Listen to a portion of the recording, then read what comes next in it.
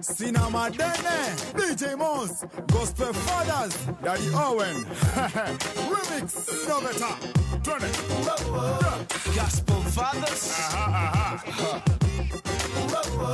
Cinema Dene, Kise, nakwambia mimi sina madeni, washanilipia hayo madeni, sina shughuli za hayo madeni, Yesu washalipa madeni, nakwambia kwa mimi sasa sina madeni, washanilipia hayo madeni, sina shughuli za hayo madeni, Yesu washalipa madeni.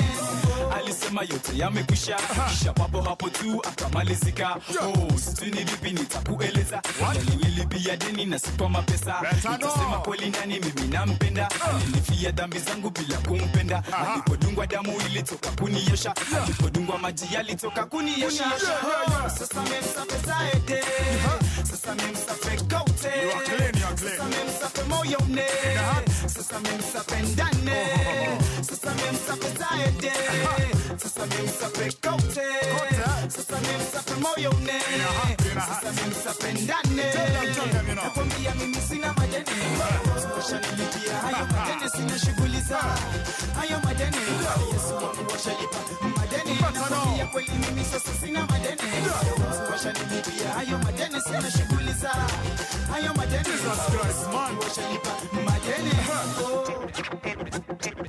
Toka juu hadi chini nimeng'ara Kristo, tangu jadi jana hadi wa leo. Kristo kanifia dhambi zangu kwa upendo, kanipia deni langu kwa mipango. Niko chini ya mwamba, mwamba juu yangu, mambo bado damu yake juu yangu kambiringo. Deni langu limewekwa kando, kando kwa nini? Wetulia, hebu cheki, sijableki, niko seti, ninaruka kama ndama, watu wanashindo mini kreti, kama yule Sulemani ama Jesse. Niko seti, siko feki, niko fiti, singing and die, tunataka fly, very very high, lakini we apply, yote nimesai, na utafurahi, wala sikufurahi, yeah. Nakwambia mimi sina madeni, washanilipia hayo madeni, sina shughuli za hayo madeni, washalipa madeni. Nakwambia kweli mimi sasa sina madeni, washanilipia hayo madeni, sina shughuli za hayo madeni, washalipa madeni. Wasemeka, Jesse ya talaka, sote ya tufa, tusiwe kama pa, tusome kuata, kama wanyama, ambao wanakaa, nikawa na njaa. Yesu alisema, nami nitasema, tuwe watu wema, wanaofanya vyema, tusiwe wakutema, kwa yeye alihema, juu ya watu wema. Nina raha ndani, si kwa juu ya mali, wala hizo gari, unazozitamani, sinyi na dai, tunataka fly, very very high, lakini we apply, yote nimesai, na watafurahi, wala sikufurahi. Yeah. Feedy boy, you fi do it right. Now madam, you fi do it right. Feedy boy, you fi do it right. Cause the father, daddy, and then the combination. Nakwambia mimi sina madeni, washanilipia hayo madeni, sina shughuli za hayo madeni, Yesu wangu washalipa madeni. Nakwambia kweli mimi sasa sina madeni, washanilipia hayo madeni, sina shughuli za hayo madeni, Yesu wangu washalipa madeni. Wacha tuwape mavitu safi, wacha tuwape mavitu kale, wacha tuwape mavitu safi, wacha tuwape mavitu kale, wacha tuwape mavitu safi, wacha tuwape mavitu kale. Your kind of music, all day, all night, right here on your only station, Power Radio. Yes sir, ladies and gentlemen, it's good to be here, it's good to be alive. Nakwambia kwele meme sina madeni. My fathers, we used to call them gospel fathers. I wonder what happened to each one of them, but it's a blessing to have been there when they were at their prime, and it's also a blessing to be here and reminisce and say those were the good old times. But guess what?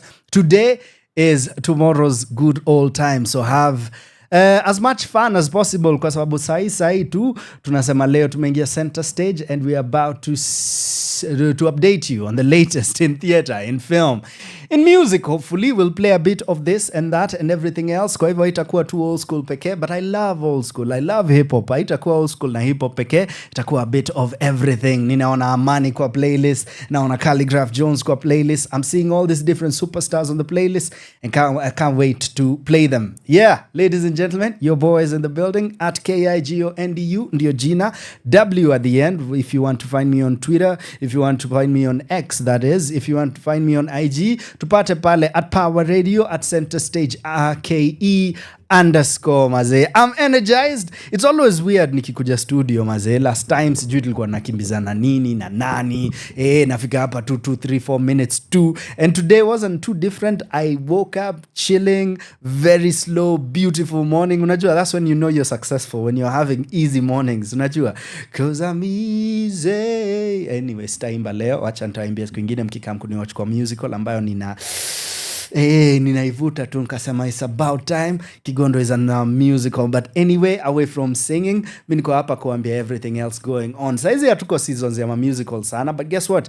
Aladdin is coming. Hiyo tuliwaambia last time when our friends were here telling us about their show, which I went to, and it was fantastic. In fact, it's probably one of the top 5 shows I've watched this year. I'll talk about it. I was at the cinemas, of course, on a Monday, but this Monday nilikuwa on set, kwa hivyo nilienda Sunday, and I watched something, the latest from Washington. We'll talk about it. And guess what? Shows in a camp. Hii weekendi tuliwaambia Bad Girls of the Bible, Julissa and the team wanatu show, na pia tutakuwa na stand-up comedy. Comic pia atatembea huku leo na atatuambia kuna show sato na nijua nini, and we'll talk about it, and so many other guests. We have a queen in the building. We have a couple of kings coming through. Kama kawaida, I'm keeping you posted because that is my job right here. This is a magazine show that focuses on the latest in theater, film, and the arts. Kule Hollywood, what is going on? Well, the Cannes are here. Cannes Film Festival inaendelea na kuna Africans kadhaa wako kule. The last time we had a Kenyan there, it's been a minute, maybe a year or two. Akina Samsoko wakirepresent ile pande. Well, guess what, maze, pia wa Afrika wako pale, and we'll talk about the latest going on right there. Otherwise, mimi nimefurahia tu nikisema nimewakaribisha na Calligraph Jones, tukisema yes bana, this is that year. Nakumbuka hiyo jam ilikuwa big tukifungua 2020, then COVID did the thing, but it still went on being a banger, na bado hadi wa leo season ya Arsenal haijaifika. You know, second song I played for you, hiyo ilikuwa Sina Madeni, Gospel Fathers. Now on that tone, tunaenda the next jam tukiwaambia welcome to Center Stage. Tell your mommy, your daddy, your zaddy, waambie wote Kigondu is in the building, and we're about to talk arts and everything else, because guess what? He is an arts ambassador, and I'm honored to do just that. For now, let the flight take off. Let's go. Power Radio. Tune in and power up.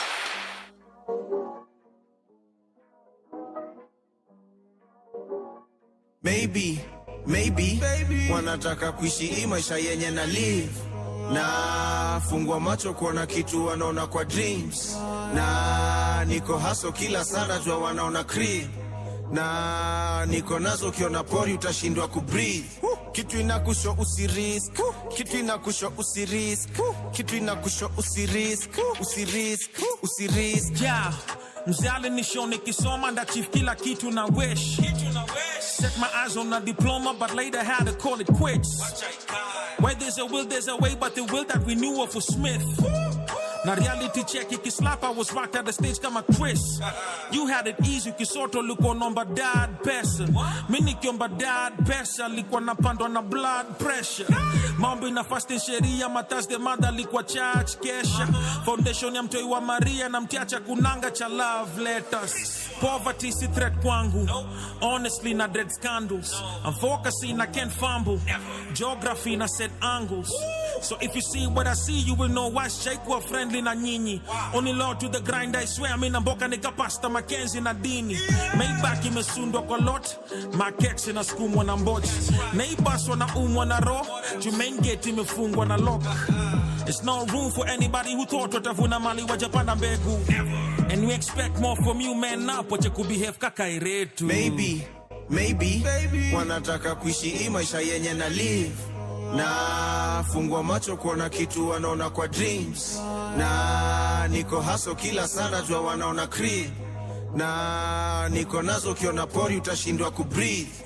Kitu inakusho usirisk, kitu inakusho usirisk, kitu inakusho usirisk, usirisk, usirisk. Nairobi tulikujia mangondo, background ikatu force tujitume, fall asleep at your own risk, kila sana doze off inabidi nijichune, wake up before you piss your bed, cause that is the only dream ikona results instant, you only allowed to sleep till the age of 5, but after that you're no longer an infant.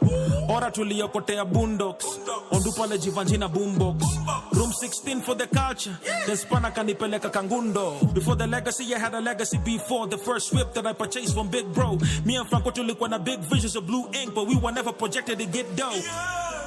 Wanakuchoresha giza unamochelewa kidaga ina whisker, but mimi nikifika sino wezi bonga ndo my brother na whisper, zako ni stories za jaba na bitch dance, uchawi jotu na imada na kismat, transform to my final form, when a podium chance ni za baba in a distance, so who they call to put it in though? Baba, Shentezo Badolingo, Baba, Mafioso, Fracas, F up this game with a 9-inch mandingo, Baba, Batiko Poquinhos LV, Baba, Chupa na display LG, Baba, draw fabric equivalent to net, what a salary na party with my MP, Baba, Basquiat, Tichora, Wall of Fame, trust me I'm no baller though I'm paid, last year I'm Lichoma, that was lame, Kashi I'm Kenyana, no I'm changed, Garcia na Bonga, what's he saying, now I can't see I'm na Nyonga, what's the game, Nani Tafti I'm a course, I soul in vain, I'm a crafty, I'm Mandonga, blows go brain. Night at CT scan, but you won't get a break until the beat is stand. Coco mansion, though, says it did cheese lands. I lose and the ya risk ni scam. Maybe, wanataka kuishi hii maisha yenye na live. Na fungwa macho kuona kitu wanaona kwa dreams. Na niko haso kila sana jua wanaona creep. Na niko nazo kiona pori utashindwa kubreathe. Kitu inakusho usirisk, kitu inakusho usirisk, kitu inakusho usirisk, usirisk, usirisk.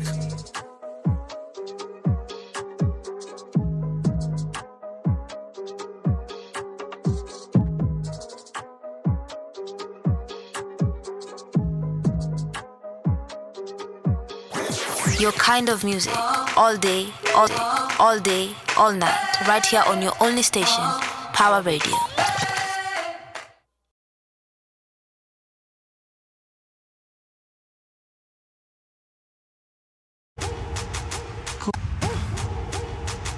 Cold shot. Show me what you got.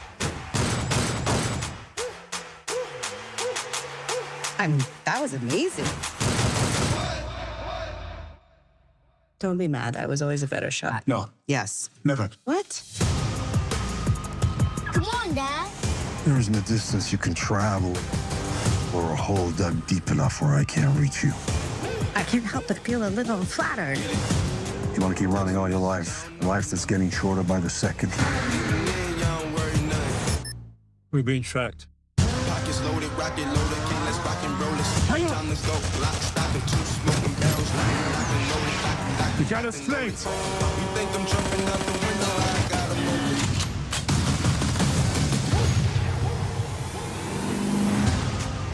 8 years ago, I recruited these two into a unit known as Shadow Force. We did God's dirty work around the globe.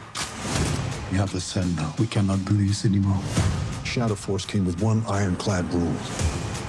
No one leaves. I came, I saw, I praise the Lord, then break the Lord. I'm not gonna live in fear anymore. We are the hunters now. Then we need help. Auntie and Unc are gunning for Cinder. We can burn his ass down. Hell yeah, now I can drink to that. Time to go, lock, stock, and 2 smoking barrels. I saw, I came, I saw, I praise the Lord, then break the Lord. If it's a war you want with me, Jack, keep coming. We're gonna get the bad guys. Are they assholes? Hey!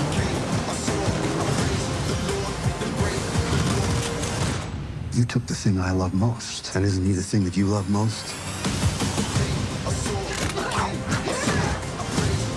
I care about my family, and I will kill to protect them.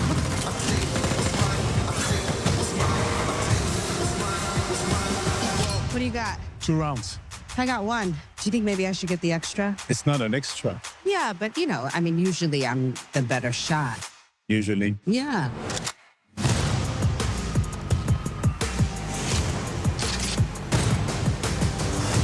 Is this Auntie and Unc? Can we play some music? You like Wu-Tang Clan, little man? Wu-Tang Clan ain't nothing to fuck with. Power Radio. Tune in and power up. Yes, sir. Ladies and gentlemen, we are back. And guess what? We are talking about what I watched over the weekend, maze. Kerry Washington, ako kwa big screen saizi. Check her out, Kerry Washington. She's also the producer of This Is Shadow Force. Shadow Force, nilienda maze, nitasema, I agree with a lot of people on the internet. It's emotionally thin. It's still a good time. She's a beautiful woman. Maze saa zingine kureview filamu mtu yusikia guilt kidogo. Saa fanya hivi, you know what we always say, go to the cinemas. That's number one. Whether you're going to watch Shadow Force or of course Sinners or any other film that is on rotation right now, enda. Tunajua Mission Impossible inakam. Najua a few other big IMAX films are coming, but let's talk about these smaller ones. Shadow Force, I feel it should have just been a feature for TV. Unajua, vile you check my movie on Showmaxes and the Netflixes, so you don't have to go to the cinemas and all. And I think that's where they'll recoup their money. I do not think they'll do so well at the box office. Na wanategemea jina ya Kerry Washington, which is good. It's fantastic to have a name that you can ride on with. But at times pia, mazee tunapush kidogo. Nika movies za Kevin Hart. For me, they are always quite weak. But then again, they do good kwa sababu ni Kevin Hart. So maybe she's also trying to build on that. So siwezi bring down in any way. So big up Kerry Washington. Let's talk about the story. The story for me was, okay, it's a better story than ni movie gani nilikam nikadisa hapa. Si Beekeeper. I loved Beekeeper. The Working Man. The Working Man for me was So inaweza sema zinachezea around the same space. Action-wise, it was interesting for me to see her double squeezy IG kwa sababu every film, every theater play has to be active on the socials. So I saw them doing TikTok dances and like saying this is my double. So it was when I watched too niko, will I catch the places where the double plays in? Good job. Like action-wise, not too bad. In terms of nafeel wali aim too high. Naona wase wanaipatia 3 out of 10 on Rotten Tomatoes. Na wengine wanaipatia like 4. Mimi nikifikiria nilikuwa I always try and not rate stuff, but naweza sema it's just okay. Big up Kerry Washington. Omar Sai or C is the other guy. I didn't buy the French thing. I don't know if he's actually French. Unajua vile unaweza dis Mkikuyu seme hata hiyo Kikuyu yako sipo la kumbe ni Mkikuyu. I don't know about the guy. I thought their choice with the French was mostly for the French market. I don't know, French-speaking countries. Maybe what does he get? Method Man, this was the weakest acting I've seen from the guy, who I like. I'm a huge fan of Wu-Tang. This was the weakest choice I've seen he's made in a long time. And I've watched him from back then, from The Wire to Oz to every other thing he's done. Nimetry most of them and I love. Siwezi sema ako na the biggest range, but then again for this one nilikuwa it's all right. I liked the black chick. There's a black chick. What's her name? Davin Joy. Davin Joy is on other projects as a comic, and she did well. I liked the Yanka boy, Jalil Kamara. I think there's definitely room to watch out for what he could give us, like we've seen other younger stars within the recent past. So big up the casting director. Good job, decent job. Acting-wise, nitawapatia 70%. Story-wise, nitawapatia hata me around 4 out of 10. Is it a good watch? It's good. It's good for you and your enda na date or something. At least mnaweza piga story, mnaweza make out ka nyinyi pekee ndio mko kwa cinema. So like we always say, I'll see you at the theaters. Mkianza ku make out nitatoka, I promise. Lakini kama una watch Sinners, gojea hadi like screen ikuwe blank, usiende na mapema. Ladies and gents, that's Kigondu's review for this one. What am I saying? I'm saying yes, definitely watch. I'll see you at the cinemas. Next time I'm back, we are talking about what's going on at the Cannes. Tumepeleka filamu ya Kikenya. I don't know. You tell me. Are you Googling? Are you following? Do you not care? Well, I hope you care about theaters around. Kwa sababu pia a lot of things are coming around. Let's talk when I'm back. For now, tujibambe na mziki. Let's go.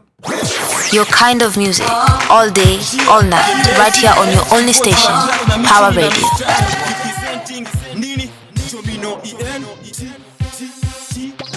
Sema tichi beste sema tichi Kendrezi atakufundisha yani atakutichi morning story uaga tu salamu sasa unanijibu fiti kuna show flani inafanifike already niko na tiki sai siku nshaingia klabu nikapata kamanzi kameketi kwa kiti nikamwambia ni aje kawaida fiti na kalikuwa kabiuti we ni Muislamu kawaida ndiyo jio wenda kwa msikiti kabla jo sijabonga shatoa mpango akanishika shati akanipa snogi moja mkono ndani ya choja huku mimi na sweti akang'ang'ana hadi akapata manze akashika hiyo miti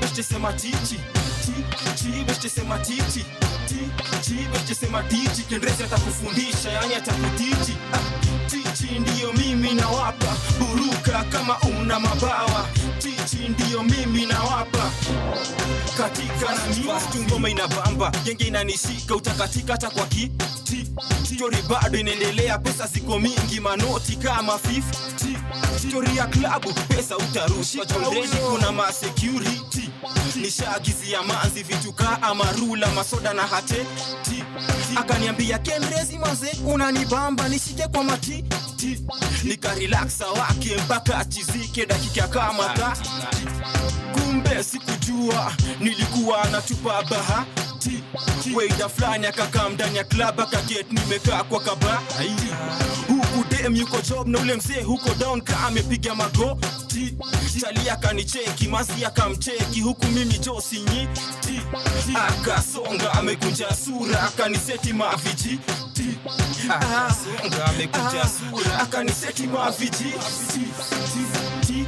beste sema tichi beste sema tichi beste sema tichi Kendrezi atakufundisha yani atakutichi tichi ndiyo mimi nawapa buruka kama una mabawa tichi ndiyo mimi nawapa katika na story ya time katika sasa nikisema kitu unaniambia tu ule chali alikuwa Mkikuyu alikuwa anaitwa Mwachi na huyo dem nilikuwa nimepata alikuwa yake anaitwa Chi ndio hii message ya ngoma basi ni ukweli mimi si wasi ukipata manzi bora ni over 18 mrarue tu hivyo mi waga mwandishi mi waga msanii ngoma imeiva simbi na imeiva na inabamba na inaitwa tuti na imeiva na inabamba na inaitwa tuti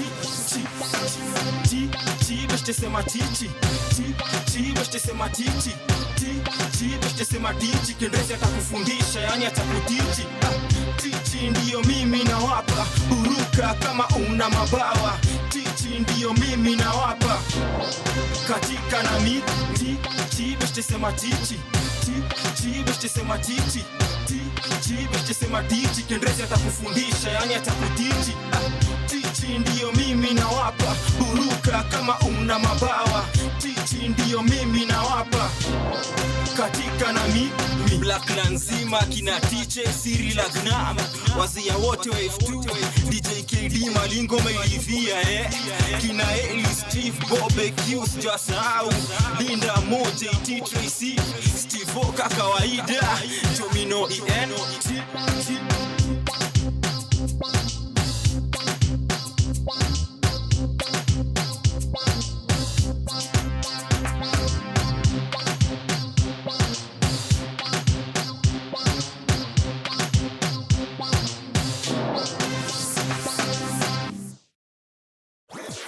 Kind of music all day, all night, right here on your only station.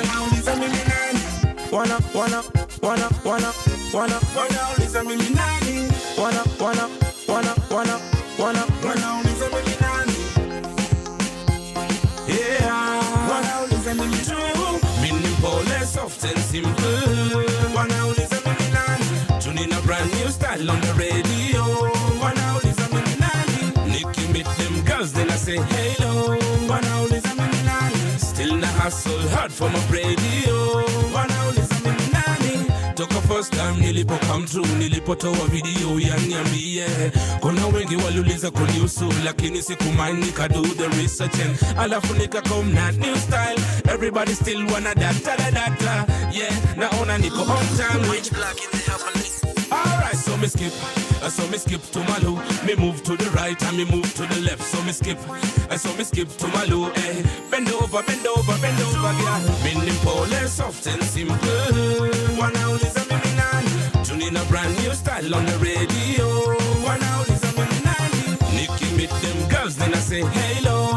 One out is a mini nan. Still in the hustle, hard for my radio. Yo, nikiwa young nilikuwa na big dreams. Nakuwa kwenye posters, they make big money. Nishinde juu ya maji like the Coast Guard. Nivuke border like the love child. Yani life a camcorder. Na handle fame like a toddler.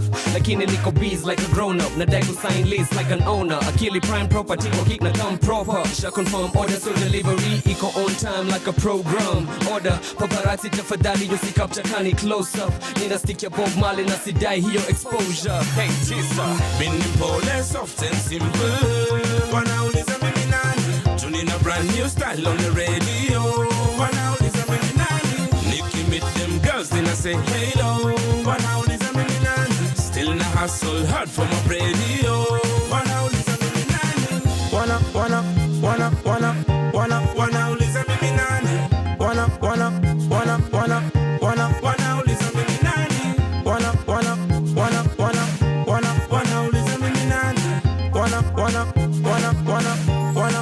is a mini nan. Meaning pole, soft and simple. Tuning a brand new style on the radio. Nicky meet them girls, then I say hello. Still in a hustle, hard for my radio. One out is a mini true. Meaning pole, soft and simple. One out is a mini nan. Tuning a brand new style on the radio. One out is a mini nan. Nicky meet them girls, then I say hello. One out is a mini nan. Still in a hustle, hard for my radio. One out is a mini nan. Your kind of music, all day, all night, right here on your only station, Power Radio.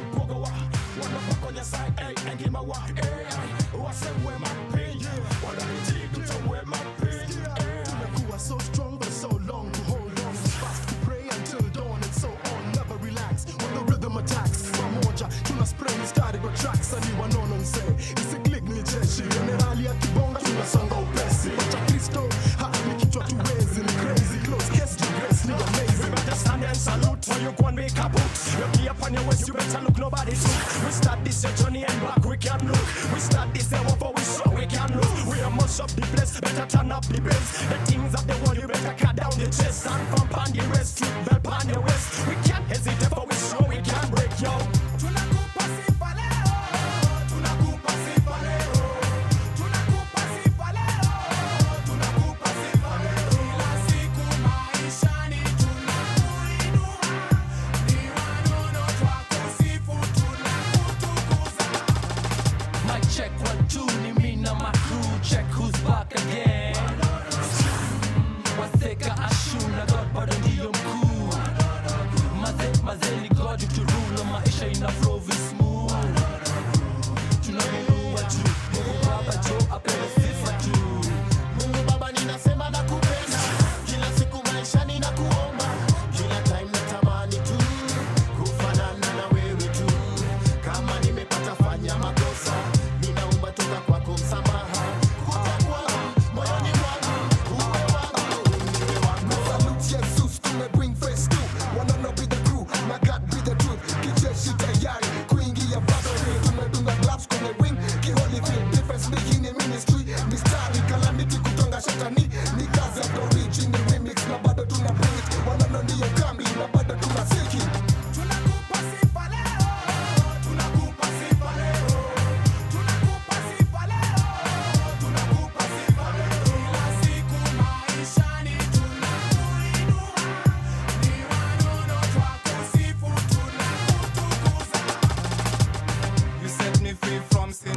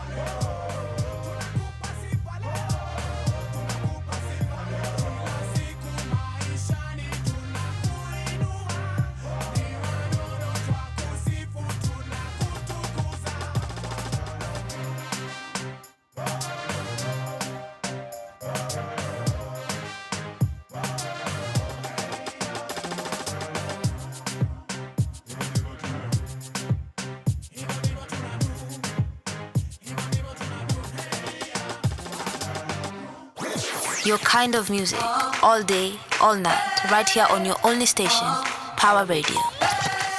Now, let's go to the Cannes Film Festival. Let us see. There are a couple of Africans over there showing. I want to highlight in a special way. Tutamuitaje. Do I know how to say his name? Yeah. So it's called Ciel Promis ama Promise Sky. Unajua mtu yujifanya vile ameelewa French hapo akisema Promis. Well, it's written Promise. It's like Paris and Paris. By Erij Sehiri. He's a Tunisian, but of course akona dual citizenship. I guess I'd understand. Tunisia and France. Whose previous film, Under the Fig Trees, premiered at Cannes 2022. What about this film? Let's look at the synopsis. Marie, an Ivorian pastor and former journalist who has lived in Tunisia for a decade, opens her home to Nane, a young mother seeking stability, and Jolie, a headstrong student carrying her family's hopes. When an orphaned girl unexpectedly joins them, their fragile sense of community is tested against a backdrop of social tension, revealing the quiet strength and vulnerability of women bound by circumstance.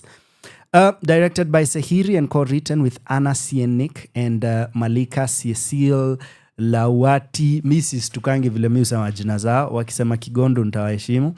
The film features a cast including Aisa Maega, Deborah Lobby, Laetitia Key and Estelle Kenza Dogbo. Nitakuchezea trailer, but these are some of the films showing at the Cannes 2025. This is a particular one from Tunisia, and hii trailer nataka uicheki ukikemba then tabanje. Let's go for it. Let's go. Your kind of music, all day, all night, right here on your only station, Power Radio.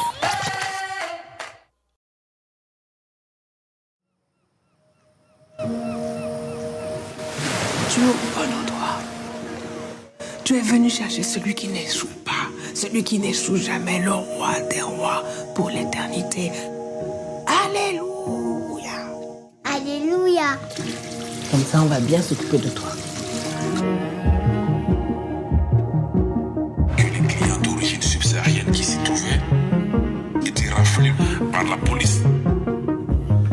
Les tontons blancs là disent qu'on mange le chat. Toi, tu manges le chat? Je vais te manger.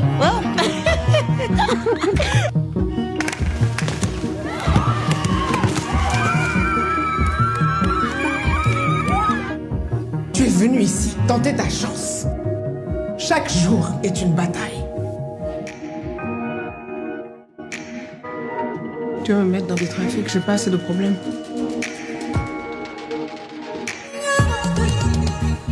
Ma fille, qui t'a dit jeune fille? Elle est passée dans la maison. Non. On aura la chance de la voir. Tu sais, la distance, ça tue l'amour.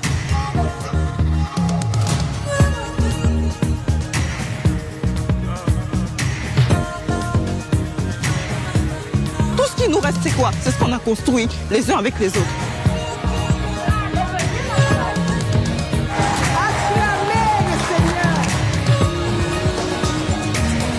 Il faut remettre cet enfant aux autorités.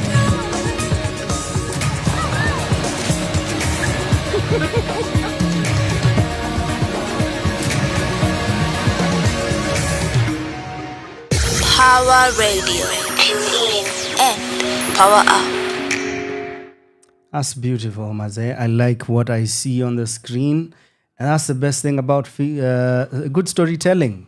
And cinema, really, you don't even have to understand the language. Usijali hautashinda hapo umeangalia tu ma subtitles. But that is one of the films showing, representing Africa, well, Tunisia, France. Shout out to them, and I can't wait to see. But I'm especially excited anytime I see like young performers on screen. So, hapo sawa tuendeleze. The 78th Annual Cannes Film Festival is taking place from the 13th to the 24th of May, 2025. Jury president this time anaitwa Juliette Binoche. She's a French actress. Big up to her. Alafu the honorary Palme d'Or, I guess nimewasikia wase wafuta akisema hii ni ka lifetime achievement award or something is being awarded to Robert De Niro, na niliona anapatiwa na niliona on the socials Leonardo DiCaprio. So shout out hadi niko do we have a Leonardo and De Niro film lately? Kulikuwa na ile walidu ile refu ya Scorsese. So shout out to the two. It's always beautiful to see actors growing together, and Robert De Niro is now an older man. He is amekula age maze. Big up to him maze, and big up to Leonardo DiCaprio. I hope hata siku yake itafika. Tukikamni Africa, wacha tuone in the next segment. I guess nita highlight everyone else. Najua nimepea kipao mbele because I loved their trailer, the Tunisia ones.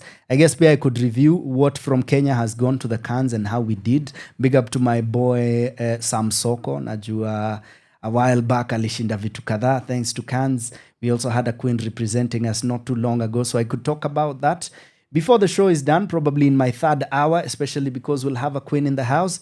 Saizi wacha tuanze kutayarisha viti, tuweke mademu watatuimbia at the door, na to dancers, na tuweke ile Aaron Pierre, tutaeka akina Gili wanakam.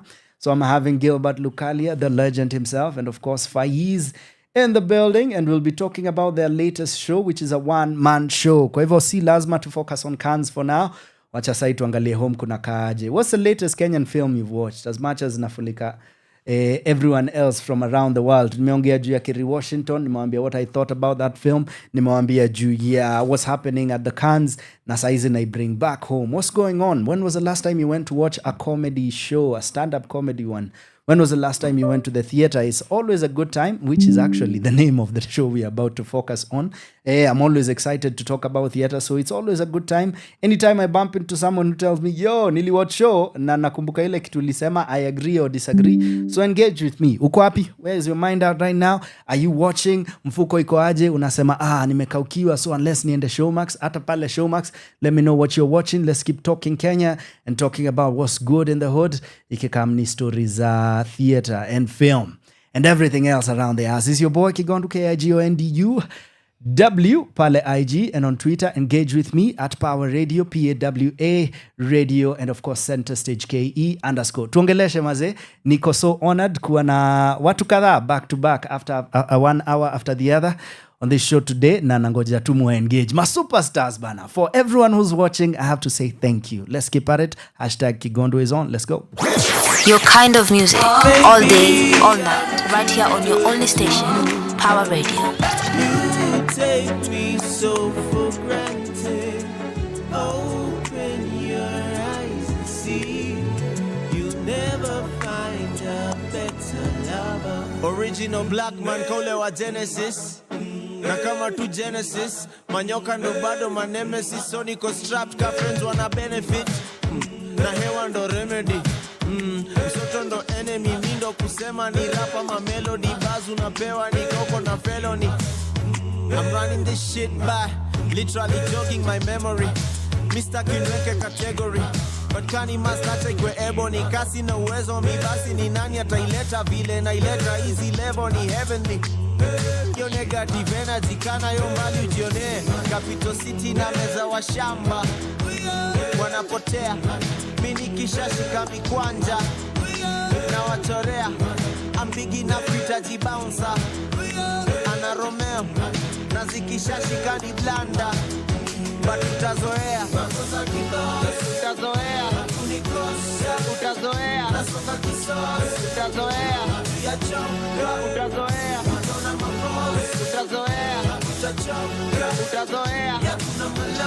Utazoea.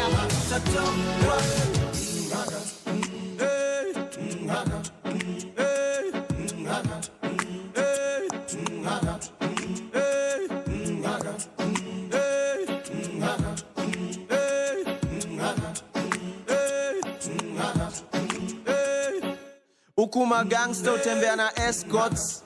Prado tatu zimeshwa matasa, hizo mina shikwa juu ya dreadlocks. Na ufisadi ndo inahitaji effort. Kuna tension na corona imemaliza pension. Tukipula pujweni mateso. Babyloni takulwa na ghetto. Mini ko job na ileta tu rovle. Inafaa kutoka unamaliza chuo. Ukingoja kusota ni wapi unajua. Degrees na guarantee kupata job. Nimeibika unajuana. So kwa matembe na mariwana utapata vijana. Na hivyo ndo kuko do Nairobi City na meza mapasta. Wanapotea mini kisha shika mikwanja na wachorea. I'm big enough to bouncer.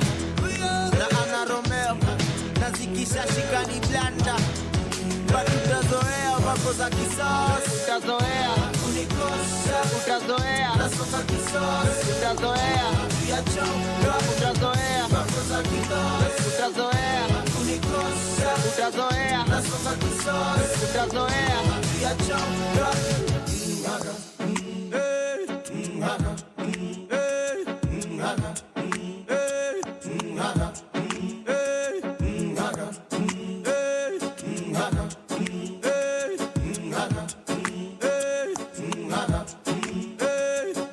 Nakuanga grown, sikusikii ukiongea niko zone.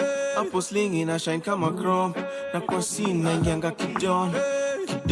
Siko late, show inaanza nikifika kwa gate. Na pull up na gari 28. Orders drunk pekendo ana relate. Your kind of music, all day, all night, right here on your only station, Power Radio. Beating a banja streets natambua price inapanda. Na kwanga ground, number 1 ndo mali na belong. Kwa hapo juu nimesha vela ina pong. Kabla upafu ushajua tu ni strong. Na ni strong, shaka form. Bank account ya check wanda perform. At the top kuna kwanga kulonely. Uko alone, unombwa too long. Bada ya loan. I'll do anything for your love. Anything for my woman. Anything for your love. Anything. I'll do anything for your love. Anything for my woman. Anything for your love.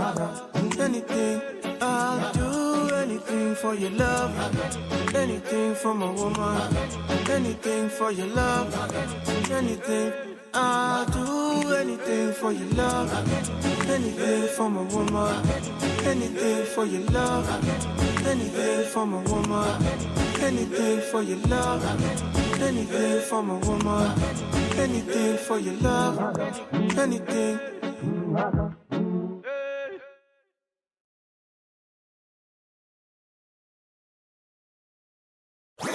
Your kind of music, all day, all night, right here on your only station, Power Radio. Wenda home, sexy. Hey Mr. DJ, hii track ni tamu, weka replay. Nasikia utamu, toka kichwa hadi mguu, situpari, ni kama leo ni sikukuu. Ma sitaki kudance ma, nataka twende tukasikie utama. Ni saa ngapi, hapa ni wapi, vile we ni msawa, chali yako yu wapi? Story gani hizo naleta, ushaanza kuteta na siko kageta. Tushafika, utami nasikika, CD zimepasuka, keje na nuka. Na amuka, naweka ngoma za dreadlock, bedrock, roundi hii ni hard block. Take it easy, si sabuni haikuishi. Dance, nasikia utamu, nasikia utamu, nasikia utamu tam. Nasikia utamu, nasikia utamu, nasikia utamu tam. Nasikia utamu, nasikia utamu, nasikia utamu tam. Nasikia utamu, nasikia utamu, nasikia utamu, nasikia utamu, nasikia utamu tam. Nasikia utamu, nasikia utamu, nasikia utamu tam. Nasikia utamu, nasikia utamu, nasikia utamu tam. Nasikia utamu, nasikia utamu. Juliet alikubali Romeo, hiyo ni time to Romeo alikuwa VBO. Alinipiga kiss bila hata mikono. Nilisikia utamu, kushindela kupiga show. Usikia utamu, takanya demo sikia tamu. Cause it's so like each other, it's so sweet in your head. Manze wem smart, hiyo ni utamu kwa working class. Nikigonga glass na mabeste, hiyo ni tamu. Nikipata grade high kwa exam, hiyo ni tamu. Na nikitoa hii ngoma ya tamu, tasikia tamu. Ni tamu, ni tamu na mi usikia tamu. Hata uliza Malkia J nikibonga naye. Ni time to skia when we say we love each other. When I hug her, we feel time for each other. Forever together we like birds of a feather. Forever together we like birds of a feather. Nasikia utamu, nasikia utamu, nasikia utamu tam. Nasikia utamu, nasikia utamu, nasikia utamu tam. Nasikia utamu, nasikia utamu, nasikia utamu tam. Nasikia utamu, nasikia utamu, nasikia utamu, nasikia utamu, nasikia utamu tam. Nasikia utamu, nasikia utamu, nasikia utamu tam. Nasikia utamu, nasikia utamu, nasikia utamu tam. Nasikia utamu, nasikia utamu.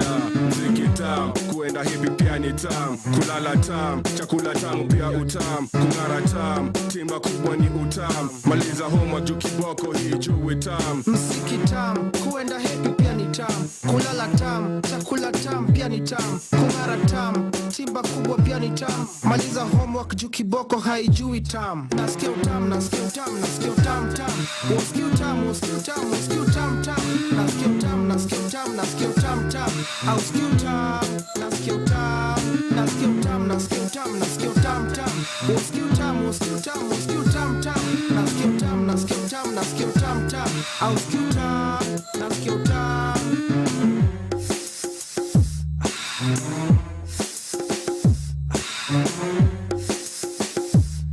Au nasikia utam, nasikia utam. Sexy. Kawezi dance, wenda home.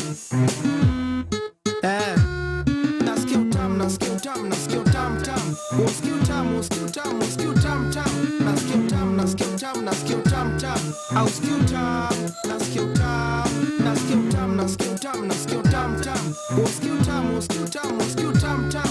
Nasikia utam, nasikia utam, nasikia utam tam. Au nasikia utam, nasikia utam.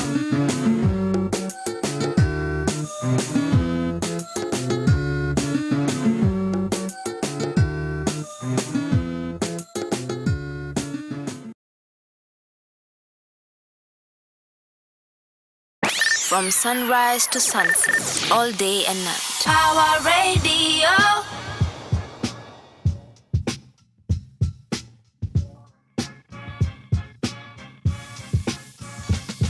Hii story ya tene, when Gondi na Ponyi na Sinya ilikuwa top shank. Hii story za tene, when Gondi na Ponyi na Sinya ilikuwa top shank. Jambo ni noma, mionjo ni tamu, furu ni sweetie. Kufinya kukula, msusu ni mazi, kudisuyo. Zungu zungu kazungu zenge, tulitageri kabla mbogi na riang. Kando ya barabara tukiscream, young age. Hiyo ni kabla pimples kwa face, kucheza maisa ndio turudi na tracksuit mpya kutoka Norway. Skinny mengana lady gay, squeezy tuna double tap instead. Smooth ya filter ama megapixel. Vitabu malkiat sing, shabarang, sting-a-ling-a-ling. School bell ring, keshaka na tafsiri. My kind kwa gazeti, siju wako wanted ama kwa page ya obituary. Cassette tapes za Wu-Tang, kabla tatu kwa sura, gang gang. Tukiwa boys, tulibrag na body count. Tumekuwa men, kukuwa na national park or wallet. Ndio it's all about, tuki-actualize, jenga legacy na kulea gout. Sio tu whiskey wana chase, pia zile dreams wakiwa soba waezi get. Hii story ya tene, when Gondi na Ponyi na Sinya ilikuwa top shank. Stories za tene, when Gondi na Ponyi na Sinya ilikuwa top shank. Jambo ni noma, mionjo ni tamu, furu ni sweetie. Kufinya kukula, msusu ni mazi, kudisuyo. Rambo, bambo, boom, boom. Jam session New York, F2. Bed, kitchen, sitting room. Parents na 6 siblings under one roof. Nyumba ndogo mende inakuwa elephant in the room. Kitambaya uzi kwa sofa, I still have nightmares. Glory kwa kona, skill inayo between snares. Machozi kumwagika kwa bilo, hatukukosa wet dreams. Kuinherit nguo kwa older siblings. Dada ko tabileo catch biggie. Picha za onteto kwa wall, rosari mingi. Either uwe kot dongolo ama pinji. Nikiiga tahamaki, total number ya hizi counties. Ndio type ya bunduki, nilishika kabla nione nywele chini ya armpit. Siogopi kufilisi, finiki feeling si. Finishing si firimbi, kufree feel na vitu si fiti. Feeling ya kifaranga, vitu lazima ziwe broken. Ndio uwe bond, uko ready kutoka na hakuna window na door. Walitubeba kama lost boys, tunakuja na kelele za Afrikita. Tunaona get missed calls za female sha. Hii story ya tene, when Gondi na Ponyi na Sinya ilikuwa top shank. Stories za tene, when Gondi na Ponyi na Sinya ilikuwa top shank. Jambo ni noma, mionjo ni tamu, furu ni sweetie. Kufinya kukula, msusu ni mazi, kudisuyo. Kufungwa mlango ni konywe, kobo kobo. fara beta du from pararo birikijo tapo blada kati krakino pei cha baba cha mama wanafaa kubeba doli wakapata ball wakabeba za ukweli vichwa ngumu kuzecho bongoto environmental toka kitambo recycle beba back to make football stay in your ice Sunday school tukiandaga coins hazikufika kwa basket ya sadaka generation great wall mchele kwa TV kabla 4 remote control kwa mkono mkia ya Hanuman koti ya Derek Jamadeli Omo pika box zao za Tokyo shimo kwa bottom top za coke shavu imefura na mogox sabi na joy tingisha rungu ya moe Nokia 3310 kot wash kipimo ni gorogoro Royal Rambo Toffee Patco mchele ya Hare Krishna Zesta Christmas maziwa ya Nyayo Playa za Nyayo House Jogo red ya Kanu bold and beautiful tukajua nini imefura kwa blouse result ya unprotected sex hatujakuwa protected sex ni story ya tene when gondi na ponyi na sinya ilikuwa top shen story za tene when gondi na ponyi na sinya ilikuwa top shen jambo ni noma donjo ni tamu furu ni sweetie kufinya kukula msusu ni mazi kudisuyo Power Radio. Tune in and power up. Stories at 10 Juliane. I wonder what he's working on. Maybe hata nafaa kuwatch what they did akiwa hapa interview on Gift of Gab. Shout out to the main man. The last time mimi nilimuona alikuwa anafanya ile story ya Brima. Shout out Brima. Nimeona Msito in the next room. Shout out Msito and every other hip hop guy out there doing their thing. So big up Juliane anakumbusha stories za tene. I love that jam. Especially because it throws us back. Speaking of throwing us back, in the studio, I have a superstar I haven't seen in a while, bana. I'm so honored. I'm so honored to have this particular guest with us. Nan meskia nok, so najua in no time we'll have the other person we'll be interviewing for this particular segment. Ladies and gentlemen, it's such a good time. I'm not just saying that because it is a good time, but it's also the name of a title.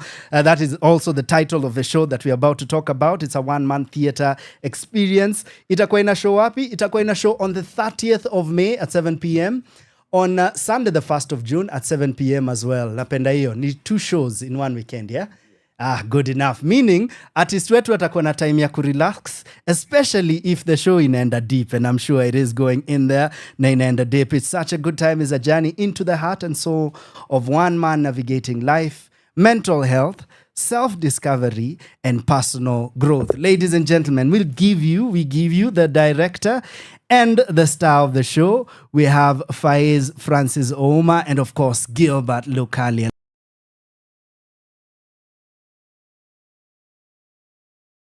Asante sana. Yeah, super good to have you with us. Nilikuwa nasema Gili sijakuona in years. Manze, in years, lakini tuko hii mitatu. Always refreshing. Karibu sana. Thank you very much. Yeah. Faiz. Yes sir. Karibu man. Asante sana. Maze, mi nimefurahia sana kuona do one man show. You've been talking about it for a while. Yeah. So it's good to see you finally doing it. Finally, yeah. That's what's up. So excited. Unasikiaje? Ama it's such a good time. It's such a good time. Sa zingine it's not. But yeah, that's the mantra. It's such a good time. So I'm so happy it's coming to life. Okay. It's coming along just right. Yeah, bigger and better. Okay. We'll talk about process. Right. We'll talk about at what moment, maybe nkona hint kiasi, but you'll tell us at what point ulikuwa. You know what? It's about time I do a one-man show and the process of, because I see the writers are different as well, so we'll talk about that. Right. Alafu tutaingia rehearsal pia, yeah? Alafu tutauza ticket, because we are buying tickets at all costs, maze. Hata kani ngeta, tutachapana, msichapana ngeta. Let me start with you, Gili. Yeah. Number one, I'm honored to have you on the show. Manze, acha kunifanya. Lazima bana. True story. Especially because you're among the first directors who gave me a chance. Yeah, and you're among the first directors whose works nilikuwa na gravitate a lot towards this type of taste. Yeah, kuna watu influence palette ya mse. Yeah, and today I was coming, we were talking about that other show I'm doing. Neza I plug, check out after 4:30. I'm actually right. Itakuwa ina show at some point. We'll talk about when it is time to talk about it. But nilikuwa naangalia Nick Njashe, George. I was looking at John CB. I was looking at a few other people ambao naweza sema wali influence palette yangu deadly sana, and you're one of those. And the most special thing about you, in comparison to everyone else, you're the first person to give me a leading role. Sijui ama wezi kumbuka Martin Were. Unakumbuka Martin Were? Nakumbuka, yeah. So, first thing ni asante sana. Anytime. Ni process, ndio life iko hivyo. Hivyo ndio kuna kuaga. Hivyo ndio iko, tuna meet, tuna impactiana. Yeah. You get what you get from me. I of course, inakuanga give and take. Hata mimi nachukua Kenya, nachukua kutoka kwako. Yeah. And then we move on to other things. And hopefully, when things are done right and we don't give up hope, tunakuja tena tuna align at some point. So there is still a future out there for the two of us. For the two of us. Yes. Amen to that. It's written on stone now. It is. Then the other thing, so first of all, ilikuwa hiyo. Then the second one, I wanted to ask you this before Faiz came in. Alafu niko no tuna preempt interview. Yeah. It's been a while since you were around the theater spaces. I'm sure as an audience you've been there. Yeah. But direct input as a creator, either on stage, ama directing and producing. What do you think of the current state of theater? It's been a while. I think my last theatrical experience as a performer, director, producer was Subira, the musical. That this was 2021. Is COVID. Post-COVID. 2021. Yeah. To be precise. Yeah, that's quite some time. 4 years or something like that. Yeah. In that time, there's been a huge growth. And I'm really. Let me just talk about one thing that's, in my opinion, the best, the most important ingredient in all this: an audience. An urge, a hunger for us, for Kenyans to want to hear us, to want to watch us. I think it's grown tremendously, such that most of the shows we've watched, most of the shows in the past 2-3 years have mostly been, sold out, big audiences, sometimes reruns and all that, back due to public demand. And it's true. Yes. And to me, that's a very good thing, because we are at a space where when we create, we need consumption. And that consumption really propels us to another hunger of another output. And then it goes on. And now the growth now becomes, both ways. Yeah. We grow artistically, our audiences grow with us, and eventually it becomes the big thing it ought to be. So I'm really proud of that. And of course, because the audiences, it goes without saying, because the audiences have grown, then the demand again becomes better, not just for content, but for quality content. Yeah. And the other last thing, there's a lot, but the last thing I'd like to highlight is that people are really now telling our stories. Let me call them that. Yeah, I know stories are universal. I know things are universal, but people are becoming more daring, more personal. And even when you think about saying in such a good time, it's a daring move when somebody just decides, I'm going to tell this story, and it's about me, and I'm not a unique human being. So there are other people like me. So I hope 1, 2, 3 people will relate. Okay. Yeah. So it's such a good time. It's such a good time in theater right now. In theater, yes. Yeah. Is there a thing or a show that you've watched ulikuwa Blanda? This is now, we are setting the pace in a really good way. Are there shows, no pressure though, but are there shows that ulikuwa tu kwa audience uko, God damn it, these kids are doing it right, bana? Yeah, I can easily talk about you directed that. Yeah. Which one is this? The one that Akina Tabu did. Yeah. Oh, that's what's up. Yeah. Early in the year. Yes. Early in the year. African twist. The only thing that was horrible about it is that it was free. Yes. Tell me about it. Yeah. Yeah. So there's a lot, and we still saw the pressure that we had in terms of audiences, bust houses, and all that. Yeah. But that was quite something because. Yeah, you know how art can connect generations, how art has influenced government, basically not necessarily influenced, but how as art grows, as life progresses, art grows, music grows, life happens. I think that was really, really brilliant, and especially for us who are a bit older, to go back to songs that we only did not even know, and of course, because the producers are very musically inclined, then it was quite elaborate in terms of research and the connections, and of course you did a very good job. Bro, man, I didn't even see that coming. So say I'm all warm, Nico. God damn it, bro. Asante sana. Asante. I'm glad you watched. I didn't even know you did. Asante. I'm quite fly on the wall nowadays. I'm not too loud. Okay. But I intend to change that. Yeah, soon enough. But it's important for the artist to become that at some point. Yeah. Because you observe more without interruption. I think so. Yeah. Well, I keep telling even Faiz in rehearsal that we benefit from our experiences. And sometimes these experiences are experienced quietly, in a silent room somewhere on the street, just observing things. And then you come and input it in a production like what we are doing right now. And people start seeing things, and you might not admit it now, but there are things I say in rehearsal and it goes like, it's as if you were there. I admit. And it's just because of the connection of experiences and being vivid in my mind, and because I store them so that I can project them eventually. At some point. Yeah. Sante sana maze. Faiz, being directed by Gilly is one thing, but being directed by Gilly on a one-man show, that's pressure. How you feel? Me, I'm celebrating. I'm winning. Okay. I'm highly favored.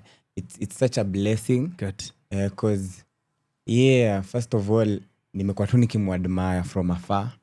I've always wanted to work with him. Alafu it just felt right. Niki try kutafuta who's gonna help me bring this story to life.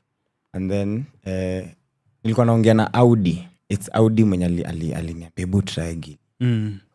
Sasa naanzia wapi? And then one morning naamka nasema change it happen. And then I just text him on Facebook, and then I see the reply, nikasema Mungu. Leo ni ile siku. Mungu ni nani?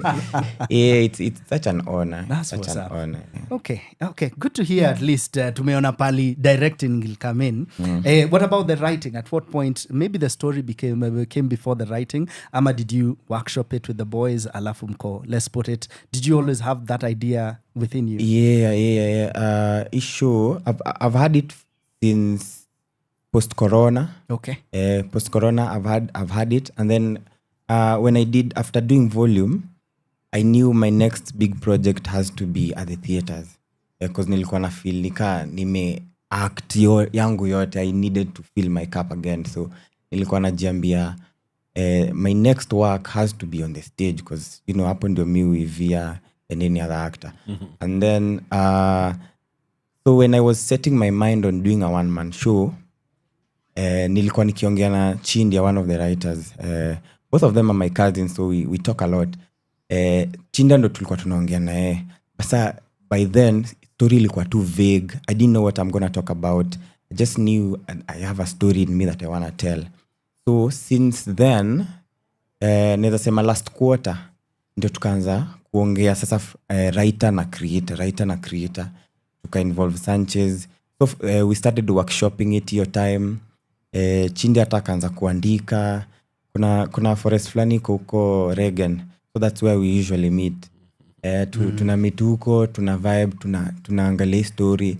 And then I appreciate that process, because at least they started thinking in and shaping the story. Ndo tukafika kwa sasa.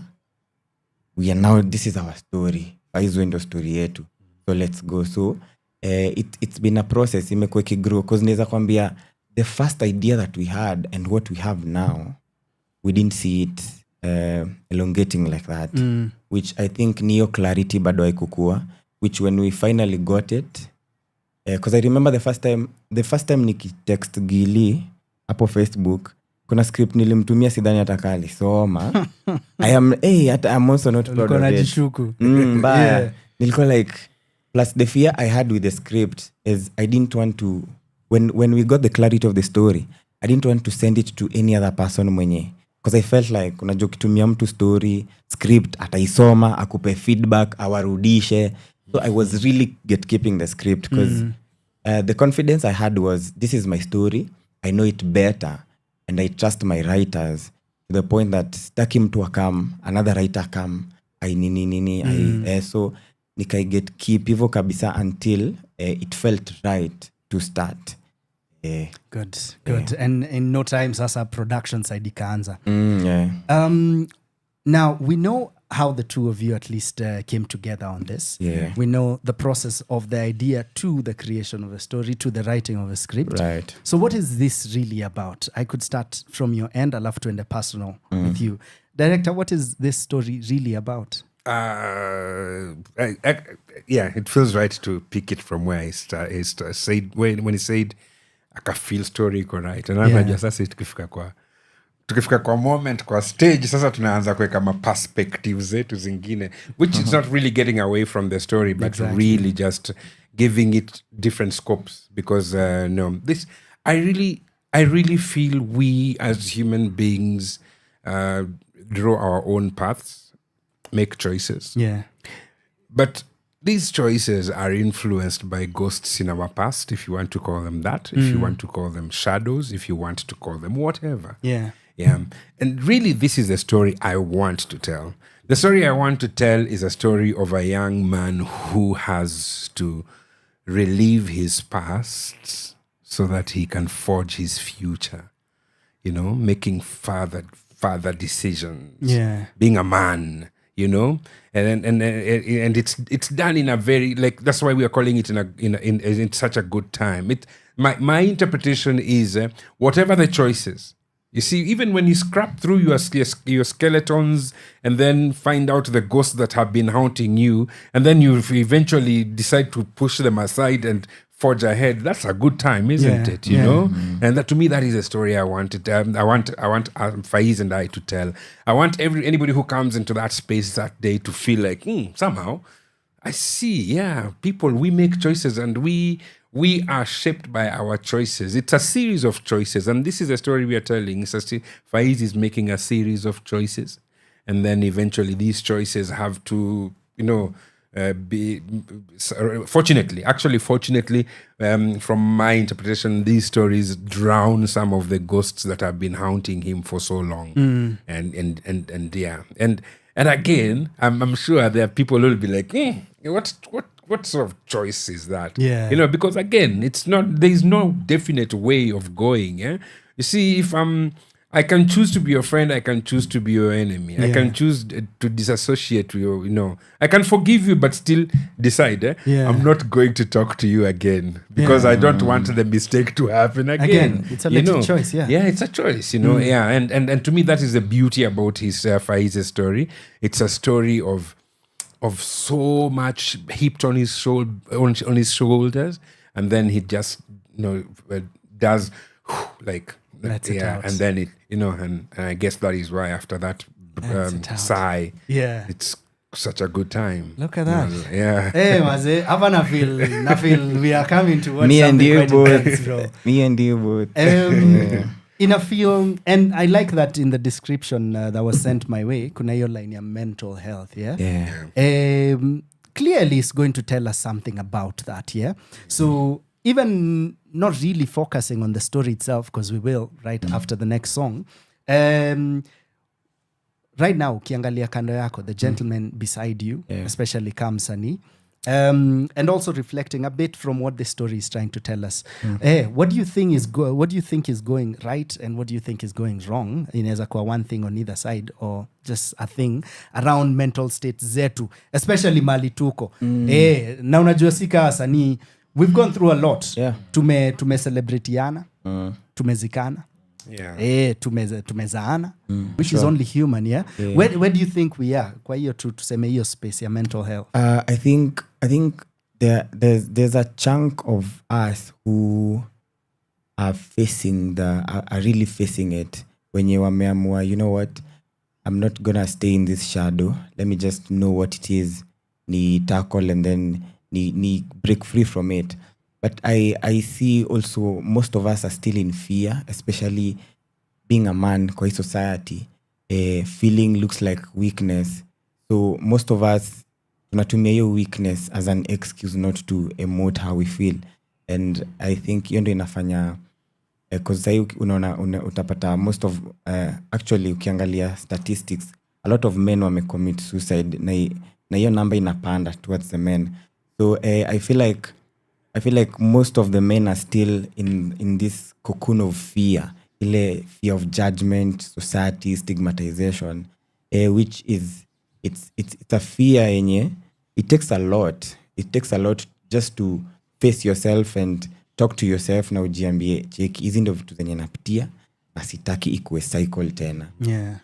That breaking free, I think hiyo ndio kitu inatu as men, I'm trying to narrow it down to men, as men, because bado tuko kwa hiyo nini ya society tunasahau like we should live life. Hizo ni mistakes too, which when you pick yourself up you're gonna see the greener pasture. For sure. It's gonna make you a better person. So naona nikaa bado some of us tunajifungia, which I hope tunaanza kulearn because the world is opening up. People are getting wiser. Frontal lobe inafunguka, wasa wanaanza kurealize kumbe hii ndio kitu imekuwa nini, wacha nitoke hapo. And I think we are making life better. I like that. Do you feel this play speaks to that? A lot. Hapo sawa mazee. Does, especially to me. Yeah. It does. We uko therapy bana. Therapy bana. That's what's up, ladies and gentlemen. We played a lot of Nyashinsky, we played a lot of Calligraph, and nime mention Nyashinsky especially because najua ni fan wa Nyashinsky. Mbaya. Si ndio? Sana.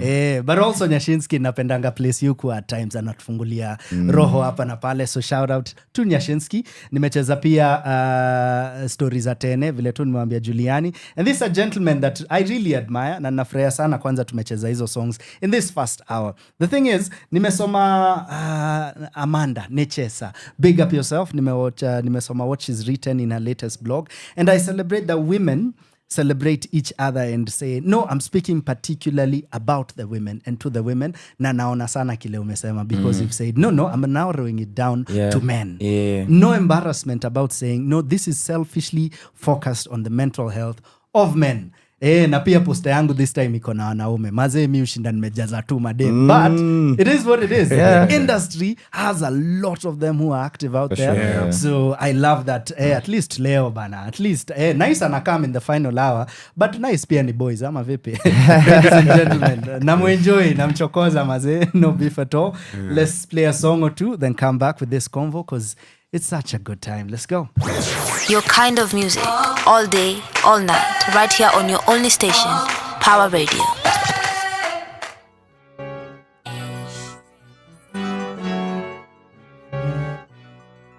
Big shout out to Vince on the beat, by the way. If I'm the greatest on top of the Raiders, they gotta be wrong. If you're still debating and still throwing shade, then you gotta be wrong. I've been underrated, but deep down they know that they gotta be wrong. If guys on my side ain't scared of the snakes, they gotta be wrong. They gotta be wrong. They gotta be wrong.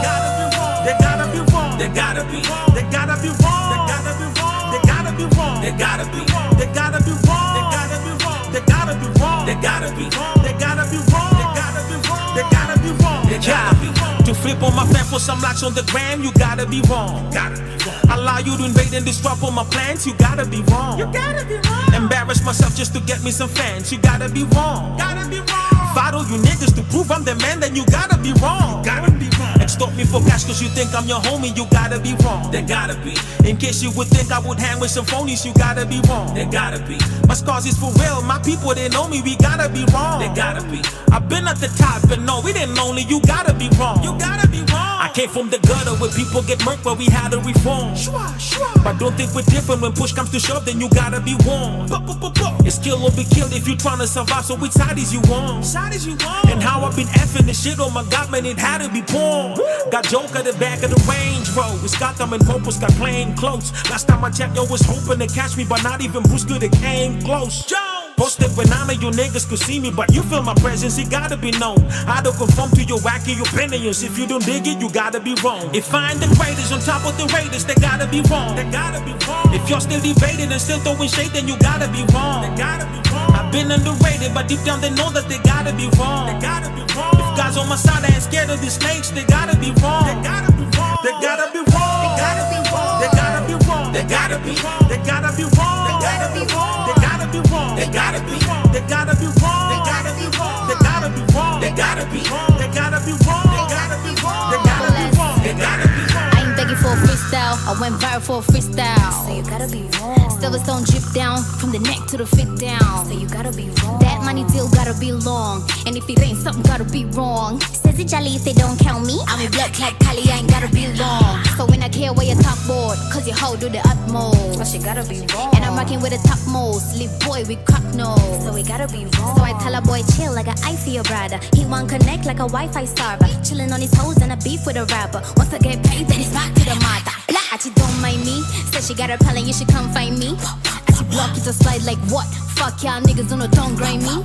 I'm here and I'm tryna stay long. And I ain't worried about what y'all doing. And I never spit a verse that I thinking right. So if you have, you're wrong. And that gotta be if wrong. I'm the greatest on top of the Raiders, they gotta be wrong. They gotta be wrong. If you're still debating and still throwing shade, then you gotta be wrong. They gotta be wrong. I've been underrated, but deep down they know that they gotta be wrong. They gotta be wrong. If guys on my side ain't scared of the snakes, they gotta be wrong. They gotta be wrong. They gotta be wrong.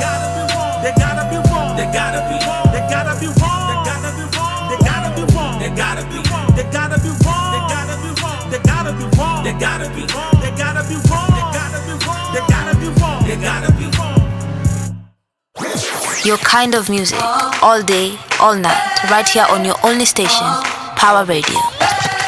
Yes, sir, ladies and gentlemen, welcome back. Yeah, tukianza show niliwaambia the cans are going on.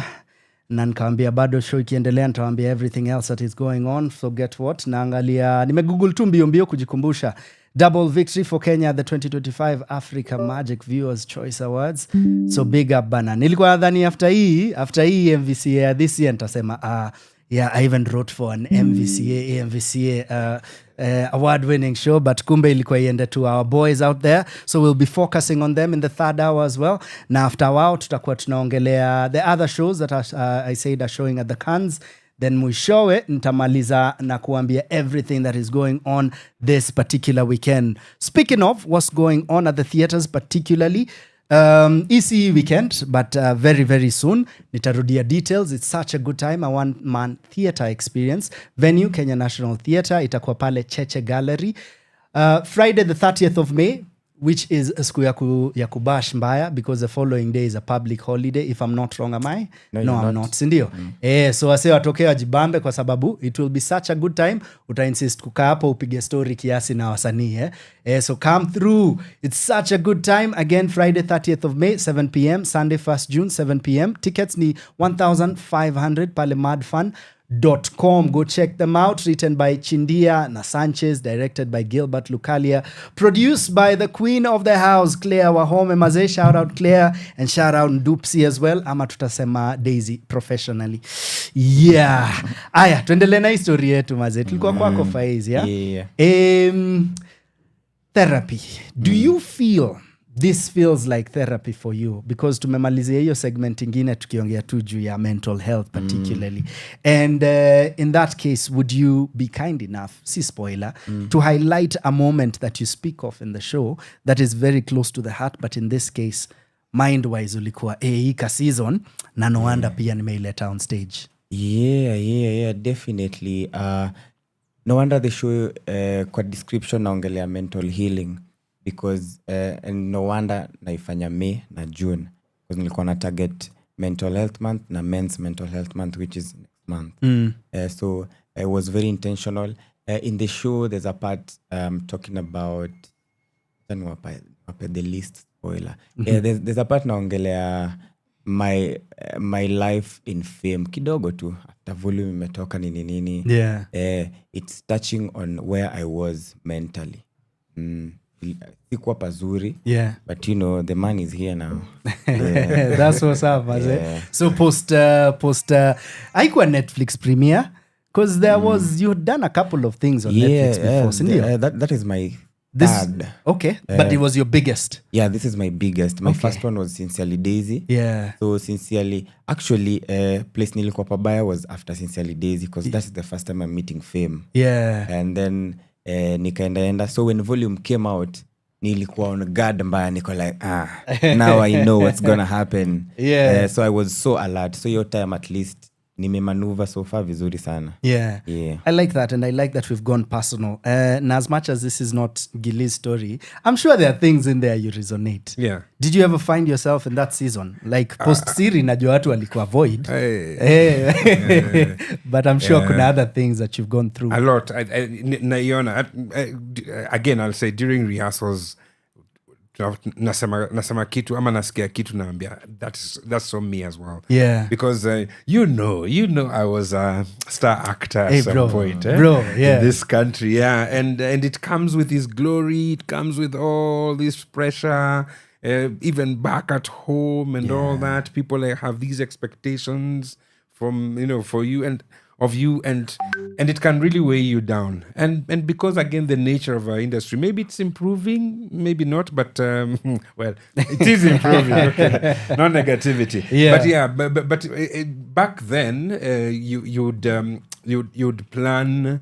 You're planning with your stardom. You get it? You're planning with your stardom in mind, and then the reality just crashes you. It shuts in front of you like a wall, a brick wall. Boom. And then now you're like, and already now you have ambitions, you have already targets, you have goals, you have promises, even you've made.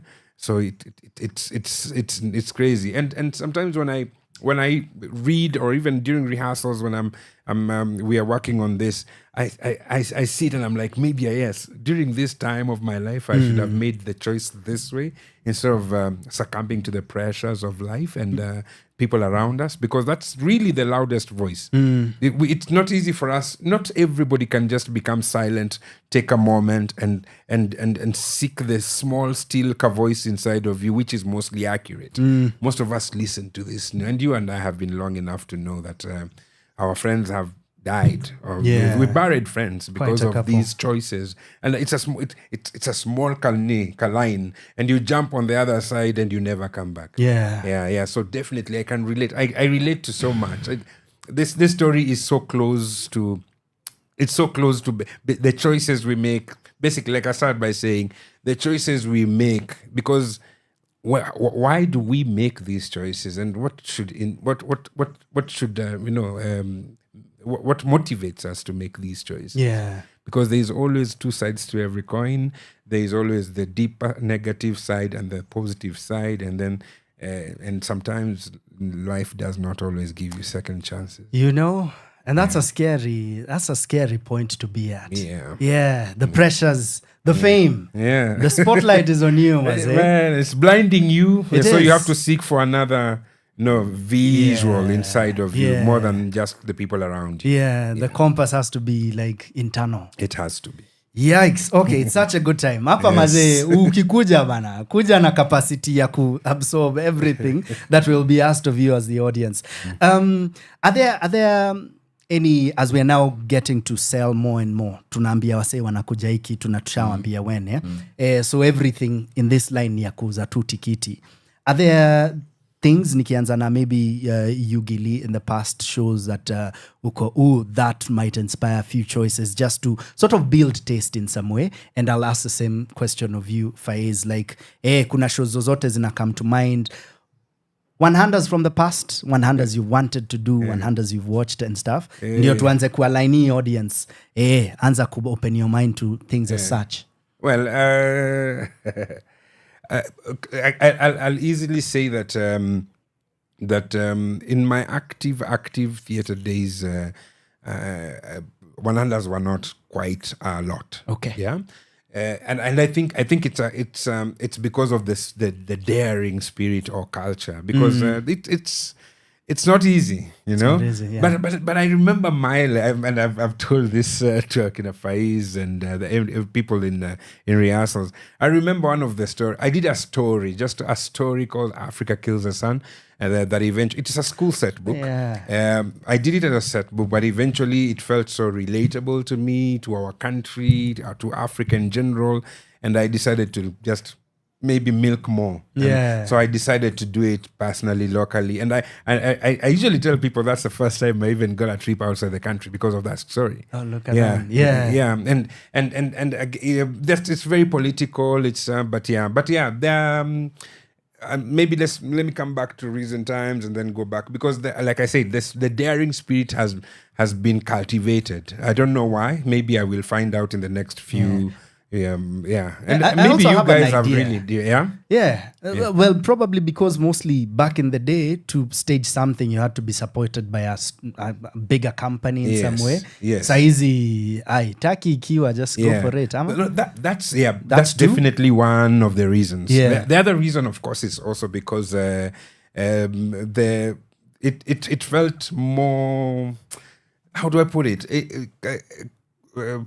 Company work used to make more sense, because then you can spread the market. You can spread have so many people selling tickets. But right now you can. But I'll stick to. There are many reasons, and I'm sure we can sit here and think of many other reasons for it. But I'd love to just stick to the one of people have become more daring. I you like know, that. Yeah. because it's. You see, for you to dig into your life and now put it in front of you for people to see it, like watching, it's like people watching your life. You know, it's not easy. Yeah. You can be vulnerable. It can really, So, and we've seen it even from Dr. Z.P. Okoth, you know, the stories, you know, when Stranger in My Bed.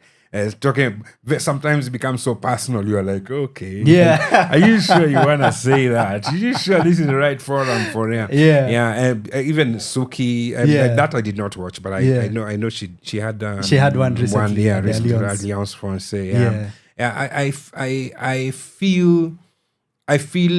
feel it's a powerful medium to. It's tough for some of us who seek perfection, who seek excellence and all that. I'm sure we are in good company, but I know it's also tough because he has to be a machine.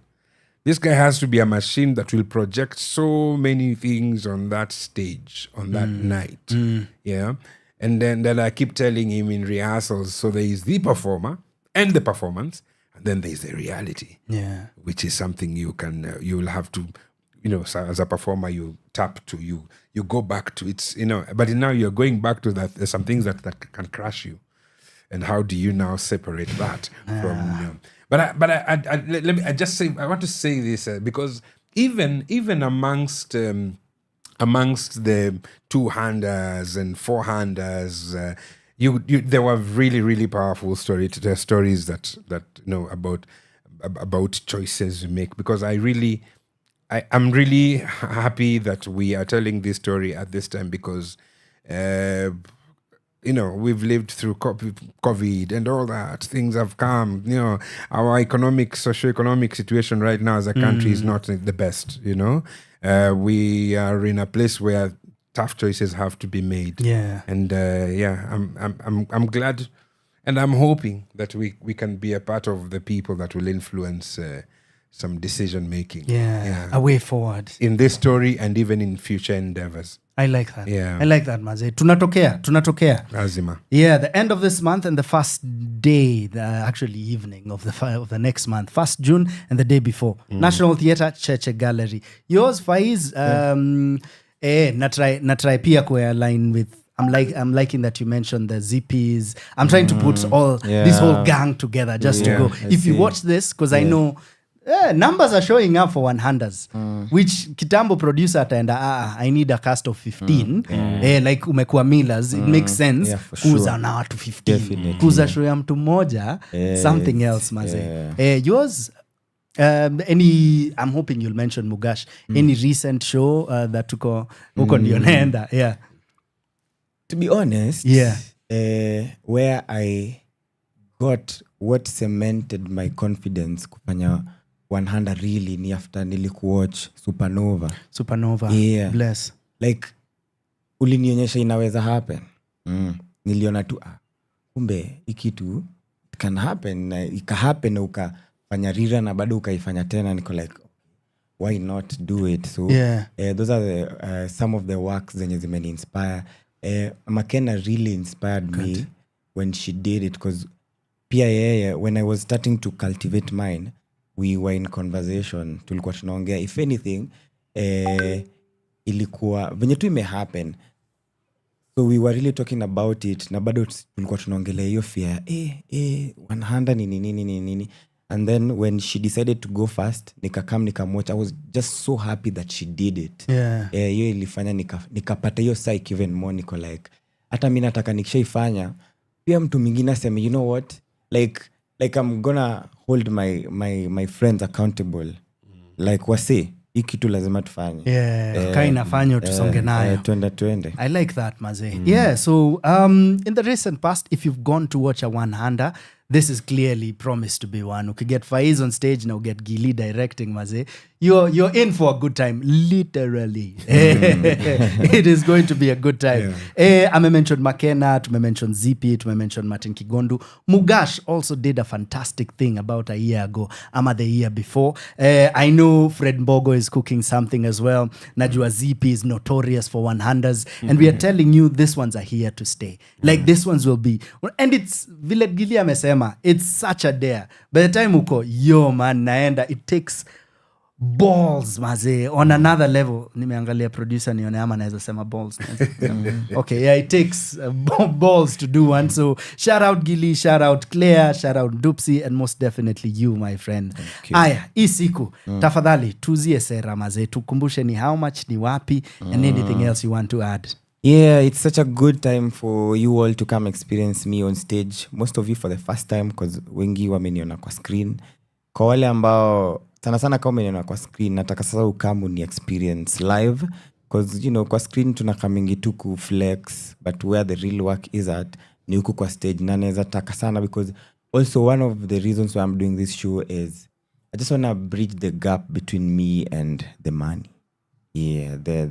Sitaki kukuona mtu hapa katikati mwenye anachukua hiyo pesa ya client ndio inanifikia, nataka tu so this show is also you're part killing of the middleman. So it's also part of building my brand. So the end goal is, if I do it every year, in 3 years ndakuwa najaza hiyo KNT for like a month, na come to mnani watch. So it's such a good time to come, because this is the first one. Come, let's experience it for the first time. Hata miss jui nenda kuenda aje, I'm just there to experience it and leave it all there. The show is 1500 bei ya mwananchi, but then nilipikio bei juu ya content creators. Nilikuwa na research tu naona okay, mbona show za ni 15. Nikaona maybe that is the industry price. So the price is 1500. The tickets are at Mad Fun. The first show is gonna be 7 p.m. 30th, which is on a Friday. This actually, it's a long weekend. So 30th Friday show ya kwanza. Saturday mtu asinisumbue nipumzike. Alafu Sunday kuje to close the night. Oh, bless. Hata sikuwa nimenotice kuna gap in between. It's a Friday and a Sunday. And Monday is a holiday. Yes. Monday is a holiday. Okay. Madaraka Day. Maze pole naka niko inje niko tu. Real. Okay. That's a plan. That's a plan, maze. Aya, asante sana. Gili, anything else to add? We know the what, we know the when, we know the why, but I'm sure we could add another why. I'll just talk the future. I think it's something that we need to embrace more. Our stories, our 100s, or even 100s, yes, because but like I just want to throw in about like cutting the middleman. I told myself, I've been on TV a lot. I've been doing a lot of that TV film. And I told myself I want to go back to theatre. Yeah. And I really like that this coming together is acknowledges that theatre is where you replenish, you know, fountain. You've gone out there, imetoka, inakuja, nasema, sasa rudisha. Let's replenish. And replenishing it. Yeah, so I think it's quite something that I would love us to encourage and then eventually do a lot. I've been already telling him that it cannot be just after first we might think of something else. So because I want to embrace the energy that is accorded me and move with it. Yeah. I want people to come and watch it. I'm inviting my friends, everybody to come and watch it because I feel that you will take home a lot. Yeah. You will take home a lot, both artistically and just as a human being. Yeah. We want to paint it well. Good. For you. Good. Hey, yeah. Ladies and gentlemen, the call is out, mazee. Tunaenda kucheki Faiz hiyo Friday ya mwisho wa mwezi and on Sunday right before Madaraka. And unajua Madaraka, unajua probably utakuwa mtaani unalala tu. So tokea hiyo jioni, then unaweza lala ukijua una contemplate what you just watched, and it's promised to be a good time. So much so, it's in the title. Apo sawa mazee, get your tickets, 1,500. Let's go. Tufanye hivi, I always promise this when I can. If you buy a ticket and hit me up immediately, if you buy a ticket within the next 24 hours, hit me up, nitakubaya nyingine. So ukibuy tiko, nishtue. Hata ukibuy 3, nitabuy 3. Iko nini? Let's go. Asanteni sana for coming. Bless. Tunarudi mziki, nayo. Let's go. Center stage, #Kigondu is on. Let's go. Your kind of music, all day, all night, right here on your only station, Power Radio.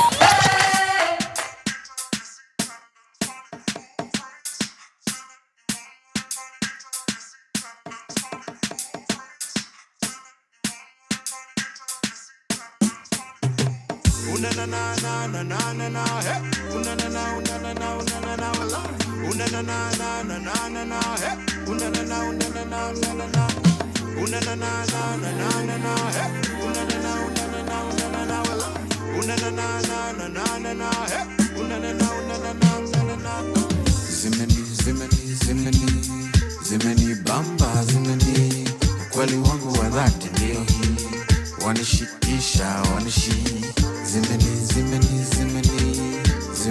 bamba, zimeni ukweli wangu wa mambo ndio hii, wanishikisha.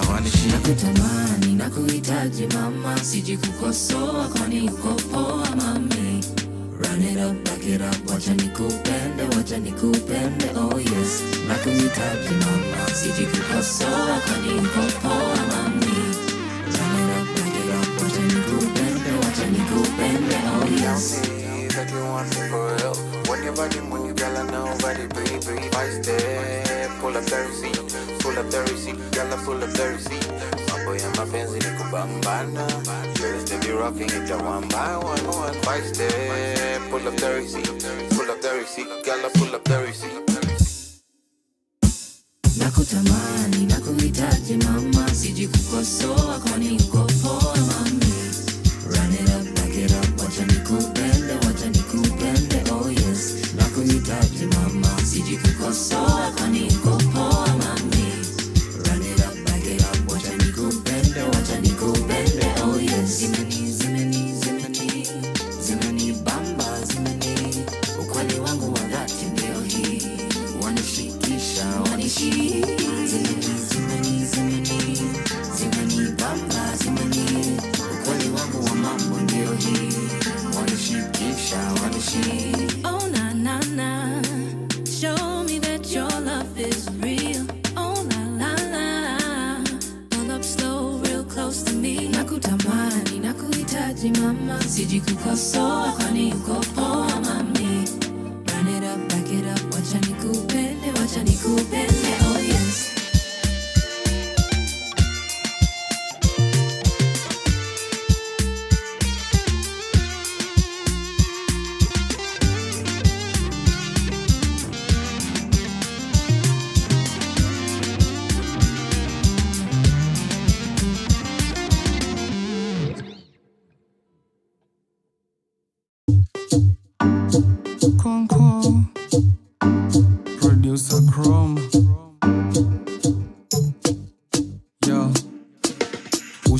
pesa ukajifanya si wewe. Ushaipigia ex ukishikwa na nyege. Ushaamka asubuhi umesitiwa kinembe. Ushaipenda dem jamebeba maskwembe. Ushaitaka kuuliza alafu tukanyamaza. Sai ushiki kitu unaka kama fala. Ushaijipata WhatsApp group ujui. Ati contribution misi kujui. Ako katabia ukiwa solo ndio yako. Na kali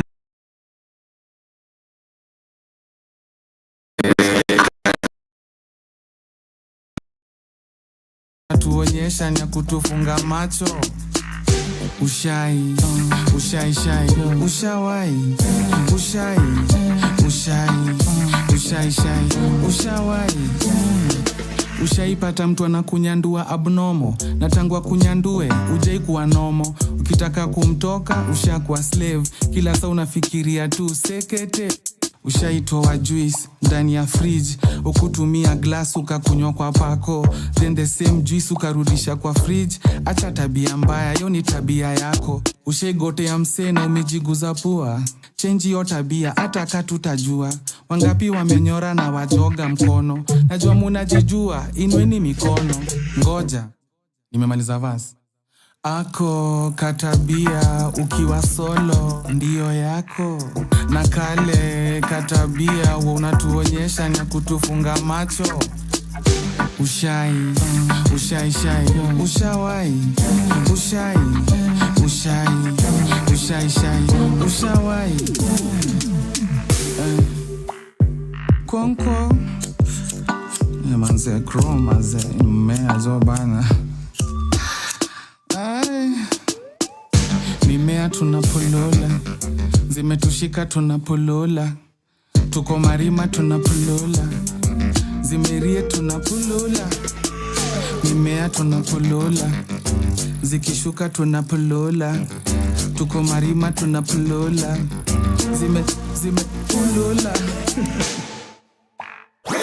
Your kind of music, all day, all night, right here on your only station, Power Radio. Yes, ladies and gentlemen, it's such a good time. Hashtag Center Stage KE, hashtag Power Radio. You know where we at. Anywhere you look for us, PAWA Radio, and of course KIGONDU, IG, X, and everywhere else. Well, guess what, ladies and gentlemen? Right about 5 minutes to the top of the hour. What are we doing now? We're getting into our next interview. We have a superstar in the building. Yeah. How many fans, Maze? How many fans, man?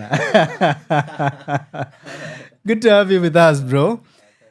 We have a show that is coming up. This is to you, the audience, and I want to tell you the when, and I want to tell you the where. Then we'll talk to the who. Existential Crisis, such an apt title. A stand-up comedy show by Marcus Douglas. It's showing on the 17th of May. Unadhani ni mbali? Hapana, 17th of May is this Saturday at 7:30 p.m. to 10:30 p.m.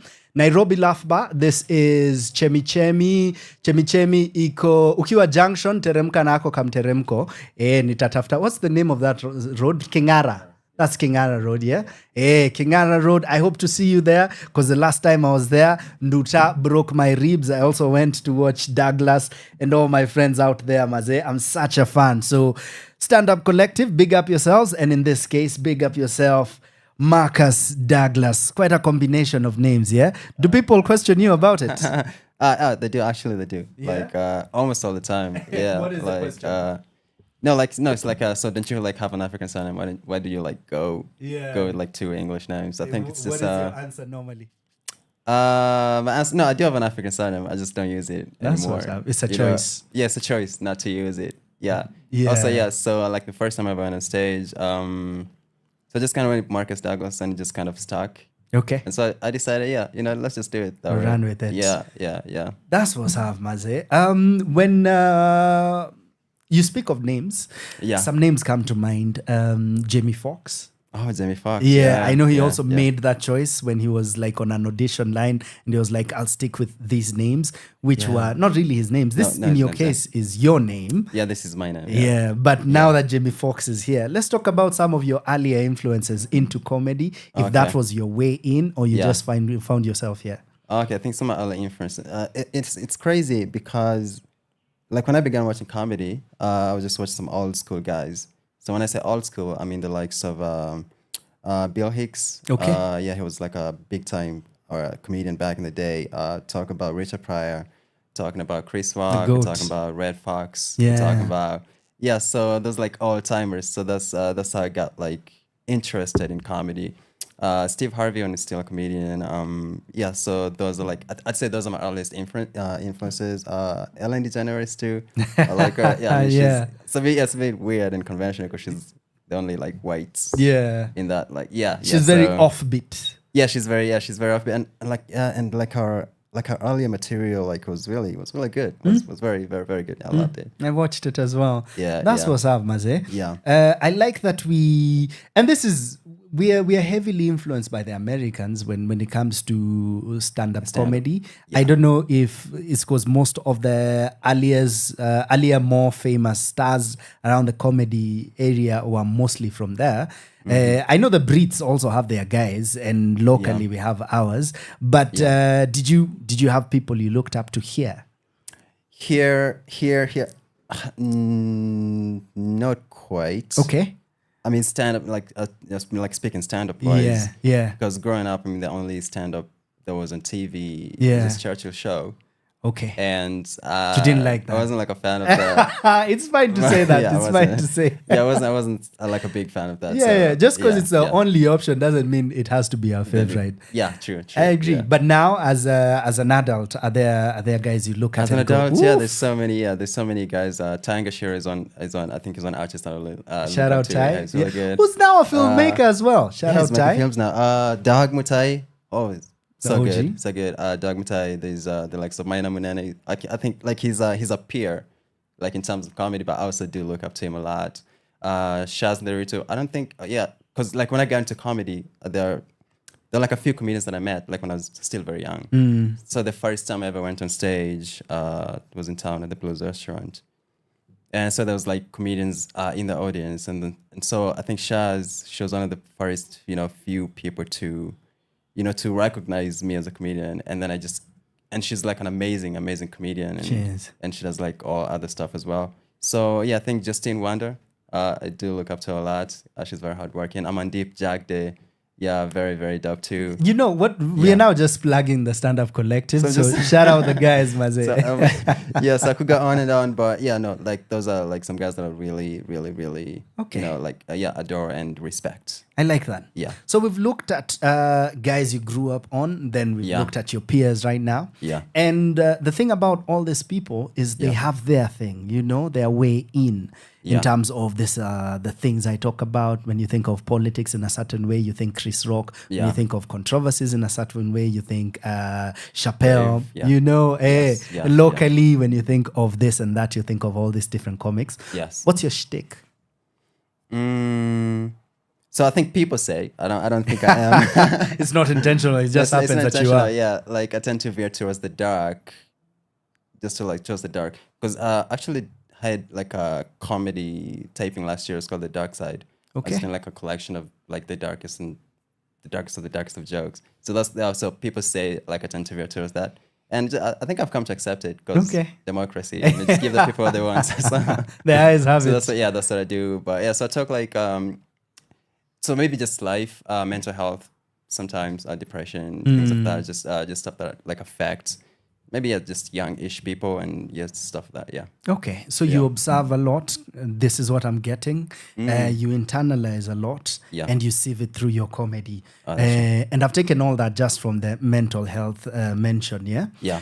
Does this have anything to do with the title of your upcoming show? Yeah, definitely. It has everything to do with it. Tell me more. Yeah. So existential crisis. So I mean, the basic definition of it is like so a crisis is like maybe a period in which maybe as a person you just go through like maybe like a conflict, and just asking yourself like just questions about like identity and what's your purpose in life and just the meaning of life generally. So but then it happens on two levels. It can happen to you as a person and also happens to you as an artist, because as a person maybe the whole like mental health thing, depression and stuff, but also as an artist I don't have a word for it, so I just like to refer to it as like an existential crisis. Sometimes an artist, before you find yourself, like, or maybe as you're trying to find yourself. So sometimes, because like a lot of people try to place you here and you're trying to place yourself here. For example, so as an artist, so like sometimes you do a show and maybe just make some jokes, and then someone come up and they're like, okay, yeah, I mean, I really enjoyed that show and the performance, but I wish you could talk more about maybe politics or maybe whatever. And then maybe the next show you go and talk about politics, and then someone comes and they're like, okay, yeah, just do it. Just stick to, I mean, that was really good, but stick to, the trivia. You're a comedian, dude. Don't talk about, so yeah, I think that kind of puts in a weird crisis of existence because you don't know like where you really belong as an artist. And just gets you questioning like what kind of a comedian am I? And like where am I supposed to fit in? What am I supposed to do now? Because it's a very objective, it's not very objective, subjective art scene. So yeah, a lot of people have opinions, and that can get to you sometimes. I get it, bro. Yeah. And I like the way you sort of explain how you got to that title. Yeah. Because clearly, again, like we've seen, a lot is going through your mind right now. True. I'm so excited. To see what content you'll explore. We could talk about it just a bit to not spoil, but that's what we'll do once we come back after this next jam. Sure. Ladies and gents, we have a superstar in the building, Marcus Douglas. Marcus X Douglas? Marcus X Douglas. What's the X? No, that's just a joiner, like just a connector, yeah. Okay, I was hey, Joe. That's what's up. Check him out on IG. Are you on Twitter? I'm on Twitter, Marcus X Douglas also. Same. Yeah. TikTok, X, the same. Or you produce content for TikTok as well? Yeah, just I try. Yeah. I'm not very consistent on TikTok, but I try, Oh, good. Yeah. Follow. Let's talk to the man of the hour, and he'll tell us about what he's cooking for us this particular coming weekend. Ladies and gents, Kigondu is in the building. Marcus Douglas is in the building. We played a lot of music for you in the first hour and the second hour. As we jump into the third hour, we are here with more music, more trailers. Once I'm done with this, we'll talk about a bit of the upcoming films. Again, I'm always at the cinemas. I'll review something else if there is time. If there is none, I'll come back again next week and we'll talk about it. And I'll also tell you what a good time it was when we went out to watch Marcus on stage. Existential Crisis is a show, and we'll tell you more in just a bit. Let's go. Your kind of music, all day, all night, right here on your only station, Power Radio. Boss yangu, hey, Yorita boss yangu, hey, boss yangu, hey, Yorita boss yangu, hey. Napenda navyokaa, napenda navyong'aa, napenda kila kitu about this girl. Boss yangu, hey, ndio namwita boss yangu, hey. Hana maringo, yeye ni mklasi, ako na roho safi. Definitely yeye ni material ya wife. Boss yangu, hey, ndio namwita boss yangu, hey.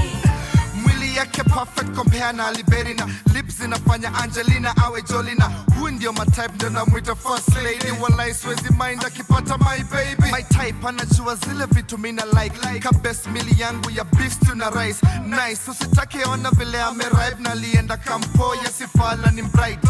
Huyu ni lazima mini tamwife. Junikiwa na yeye everything is alright. Ndio maana namuita boss yangu. Juu yetu ndio anajali maisha yangu. Boss yangu, hey, Yorita boss yangu, hey, boss yangu, hey, Yorita boss yangu, hey.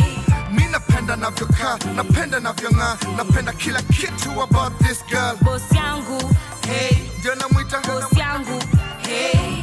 Hana maringo, yeye ni mklasi, ako na roho safi. Definitely yeye ni material ya wife. Boss yangu, hey, ndio namwita boss yangu, hey. Vraja, niko na boss, nikiwa na dem yangu tuku Flozz.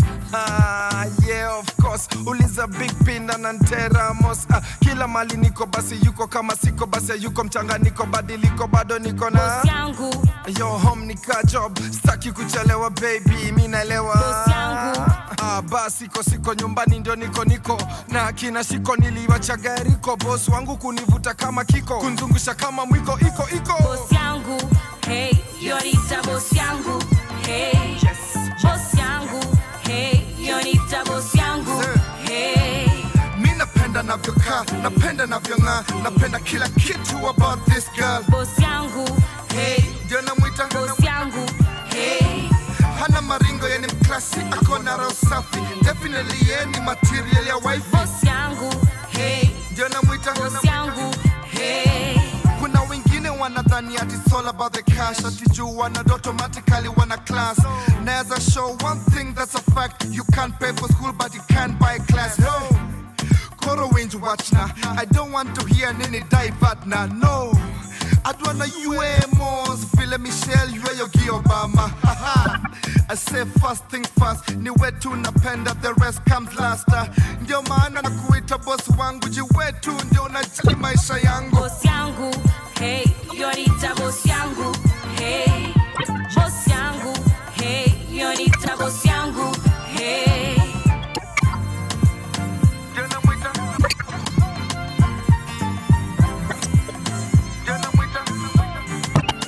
Yorita boss yangu, na mimi namuita boss yangu.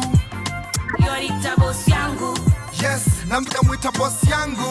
hey.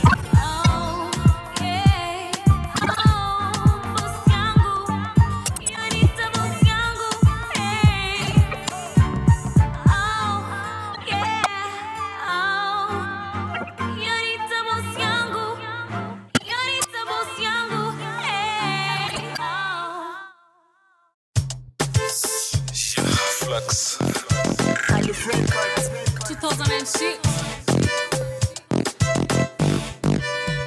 Kijua vile manze mi ufeel, nipatane na dewa mechibeba, alafu we mjanja tena, lazima itanibamba vile jana. Kijua vile manze mi ufeel, nipatane na dewa mechibeba, alafu we mjanja tena, najua itanibamba vile jana. Nimeamua ni wewe kabisa, hata kama ex wako najitisha, na kwa maana wewe kimaisha nitakupa bila kukupima.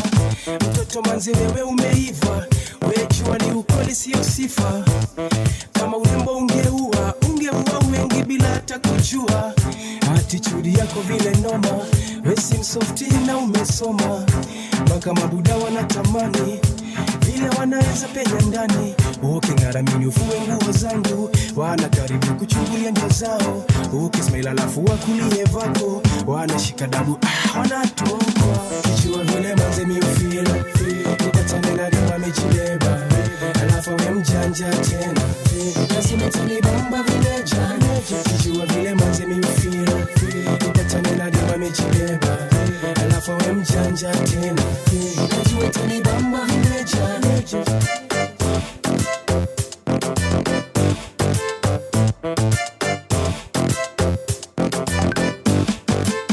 Ninakamka sijaigongesha, mchezo bado sijaupoteza. Ni vile nimekuwa nikikusoma sana, fantasize vile naweza kuona. Smell ya perfume yako ni poa, tena dress code yako ni ya power. Ina show features zote uko nazo, no wonder kila mtu anataka pite nazo. Attitude yako vile noma, wewe si msofti na umesoma, mpaka mabuda wanatamani vile wanaweza penya ndani. Uking'aramini ufue nguo zangu, wana karibu kuchungulia ndio zao. Ukismail alafu wakulie vako, wanashika dabu wanatokwa. Kijua vile manze mi ufeel, nipatane na dewa mechibeba, alafu we mjanja tena, lazima itanibamba vile jana. Kijua vile manze mi ufeel, nipatane na dewa mechibeba, alafu we mjanja tena, najua itanibamba vile jana. Najua itanibamba vimeja,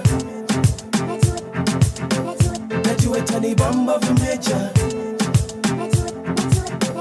najua itanibamba vimeja, najua itanibamba vimeja, najua itanibamba vimeja. Umejibeba hata usipunguze, nikiweka hata usiulize, nikigeuza hata usitete, na nikimaliza hata usinilenge. Wewe ni definition poa ya mwanamke mjanja, size yake na bado na mateke. Nikakukosa inaweza kuwa blanda, sababu naofia naweza rudia kuhanya. Attitude yako vile noma, wewe si msofti na umesoma, mpaka mabuda wanatamani vile wanaweza penya ndani. Uking'aramini ufue nguo zangu, wana karibu kuchungulia ndio zao. Ukismail alafu wakulie vako, wanashika dabu wanatokwa. Kijua vile manze mi ufeel, nipatane na dewa mechibeba, alafu we mjanja tena, lazima itanibamba vile jana.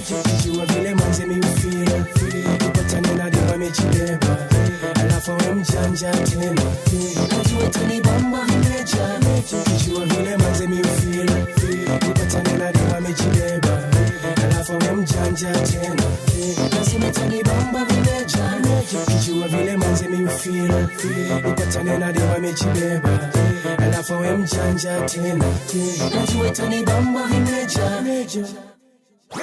Your kind of music, all day, all night, right here on your only station, Power Radio. Let's go, baby. Ladies and gentlemen, we are back, and we're telling you what you're doing this coming weekend, this particular Saturday. Well, guess what? We're going to watch some stand-up comedy. Are you?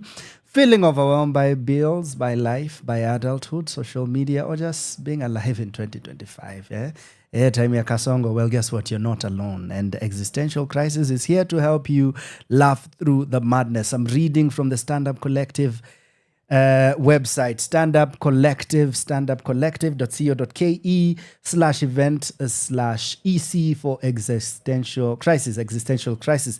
This stand-up comedy show brings together 4 of the sharpest, funniest voices in the game. That is Marcus Douglas, Justine Wanda, Nelly Wangeshi, and Fadhil Khan for a night of wit, honesty, and absurdity that speaks to anyone navigating life's beautiful chaos. Come through, bring your friends, and let's laugh at madness together, because if we're all going down, we might as well go down laughing. I love that. I really love that. If we're all going down, hey, we might as well do what? Go down laughing, ladies and gents. We have Marcus Douglas in the building to tell us, even more reason as to why we should be there. Are you guys talking about all these things and more?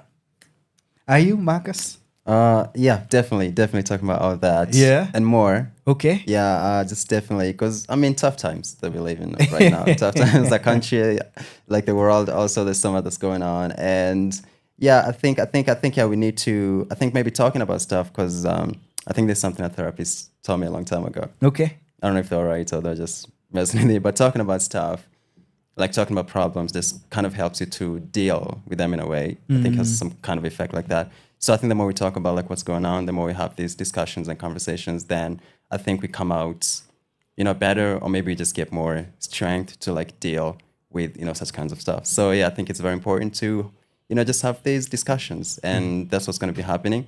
And all the comedians on the lineup also, very talented people, just very widely traveled.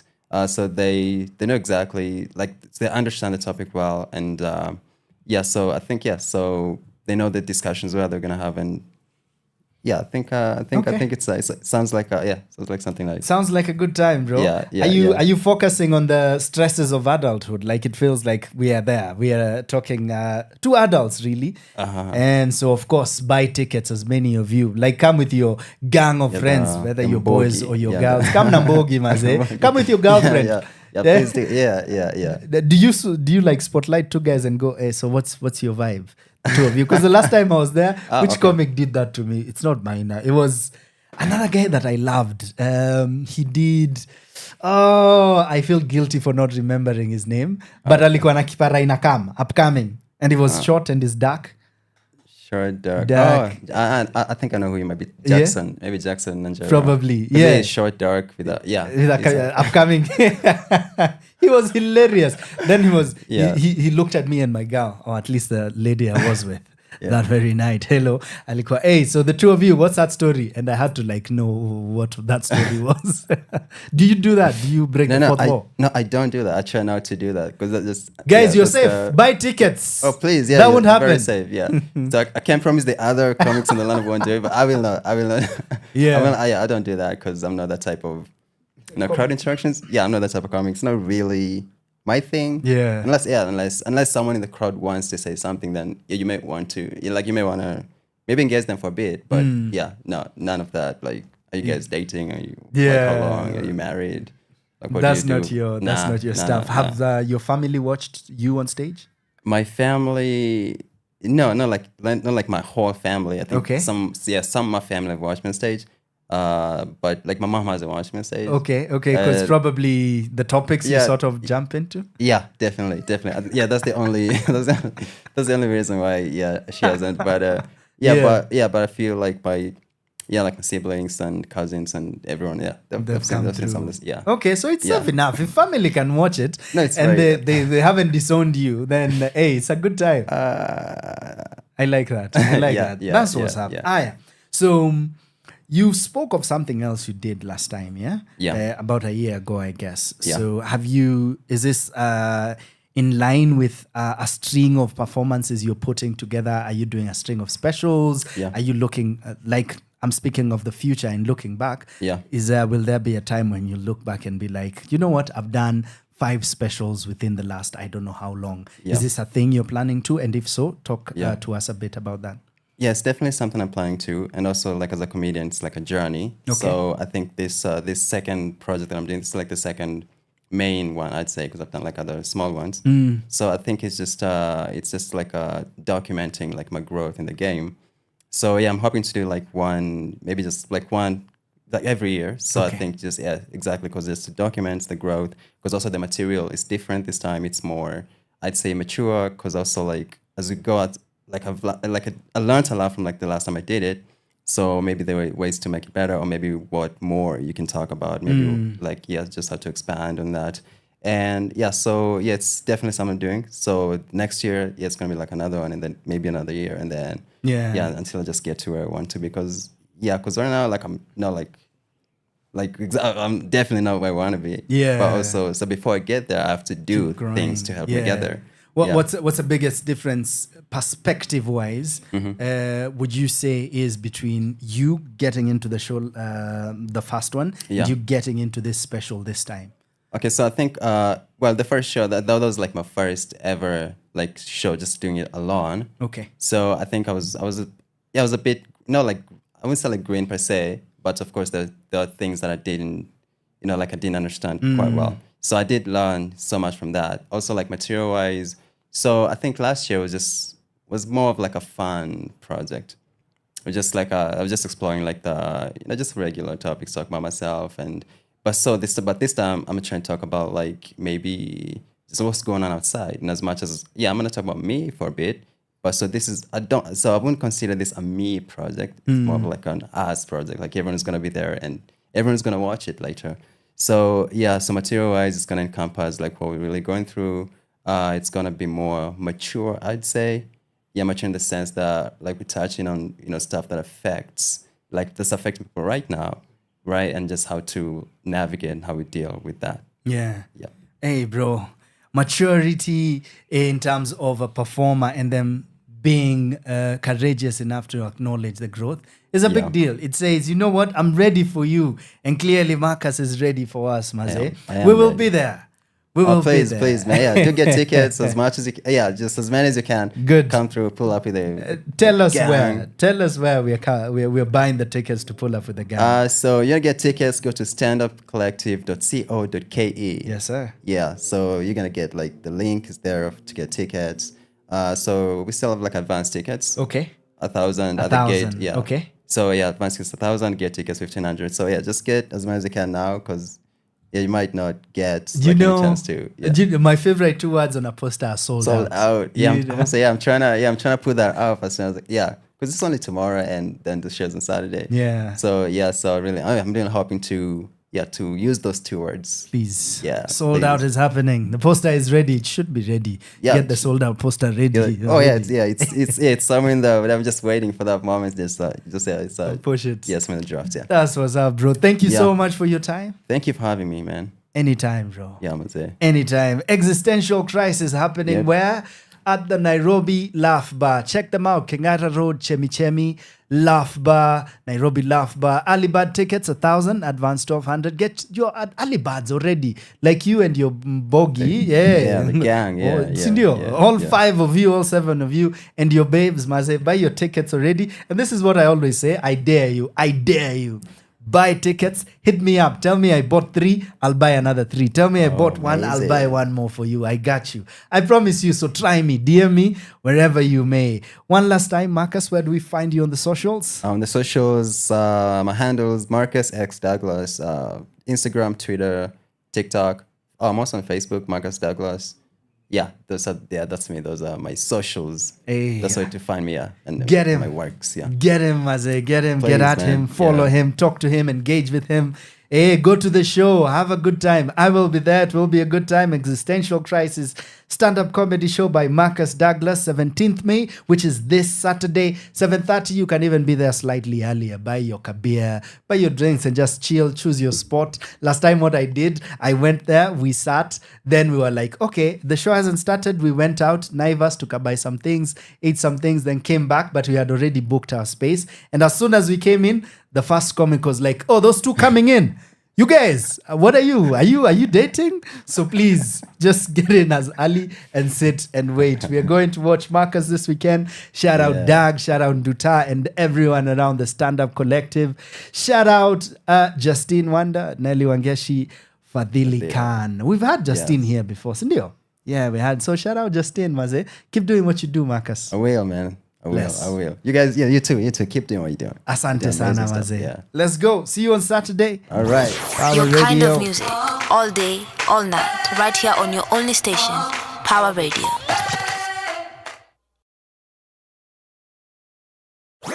Your kind of music, all day, all night, right here on your only station, Power Radio.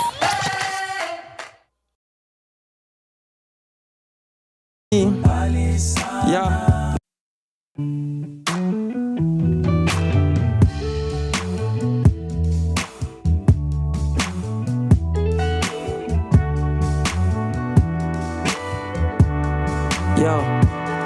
Nilienda faa sana na mi nastahili kujipea visit. Enda mbali sana na mi itabidi nimejita meeting. Nilienda faa na mi nikapoteza network ya God. Kumbe anataka tuwa sote mind, body and soul. Hakuna shortcut nituwe ndani ya hii baro. Itabidi upay attention hata kama sido. Nilidhani ni hallucination, ni kama na cheesy jo. Kumbe ni echo za mind yangu zina bounce kwa wall. Kuna msichana ni cheki, kumbe ni mi kwa kioo. Siri ni yetu, watatu ni wakupoison sinia. Hakuna kitu valuable ka kimya kwa hii dunia. Break out of silence na zile kelele na make. Sacrifice kila kitu, hiyo ni kama nitamake. Nitoke hiyo side ingine ya hiyo shimo unless staki hivyo kuna mademon lazima nitaface. Hakuna elimu kuja bila ya kufanya mistakes. Nikaamua nikijipata nitajijipia rest. Ndo nijipate kabla uovu za dunia zini arrest. Kun fire kun, kun fire kun, kun fire kun, fire fire fire kun, kun fire kun, kun fire kun, kun fire kun, fire fire fire kun.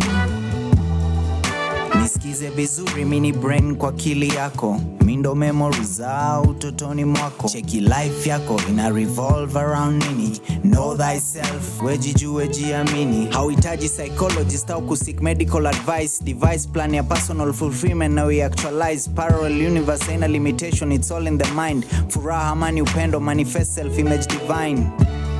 Nilienda faa sana na mi nastahili kujipea visit. Uskiwi psychologist amenifanyisha PE. Ati niangalie sura yangu kwa mkojo nimepi. Fashion ya misi mi. Tichali uliza what do you wanna be. Kukua msoo nikagundua zote. Doctor na lawyer na scientist ni mauana be. Sio bure waliniseparate na mi. Sana jitafuta walinishow me. Ako 6 feet deep. Wakamreplace na madawa na steam. Asa means ya kuget back your self esteem. Wakanishow me wa ukweli ni myth na ni superstition. Wakashow masiz wa mi wa bleach. Wapige surgery za hips na tits. Na mabro ameze tembe za gym. Kun fire kun, kun fire kun, kun fire kun, fire fire fire kun, kun fire kun, kun fire kun, kun fire kun, fire fire fire kun. Nilienda faa sana na mi nastahili kujipea visit. Enda mbali sana na mi itabidi nimejita meeting.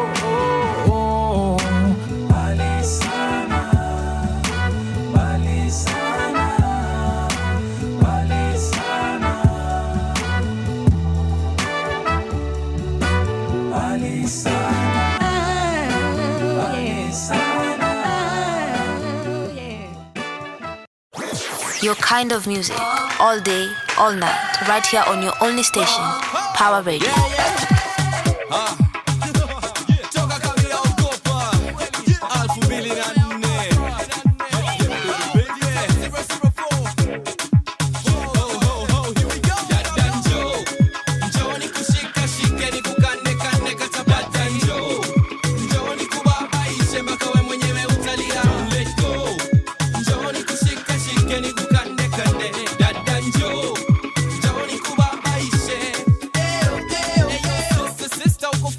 Shamba ya sauti nataka nikumanye wewe dada njoo kiuno kisame same unipandishe pressure mimi nilie njoo ayo macho yalegeze kushoto na kulia mpaka nitasema njoo na manukato yanivutie dada uko fresh sema njoo njoo nikushika shike nikukane kane katapata njoo njoo nikubabaishe mpaka wewe mwenyewe utalia let go njoo nikushika shike nikukane kane dada njoo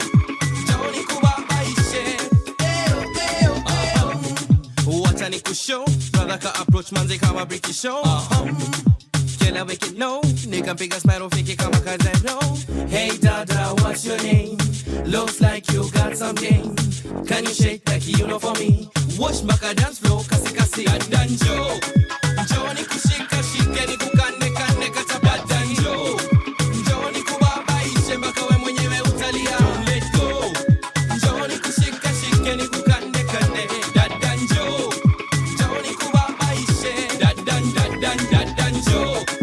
Johnny kushika shike ni kukane kane kata badanjo Johnny kubabaishe mpaka wewe mwenyewe utalia let go Johnny kushika shike ni kukane kane dadanjo Johnny kubabaishe dadanjo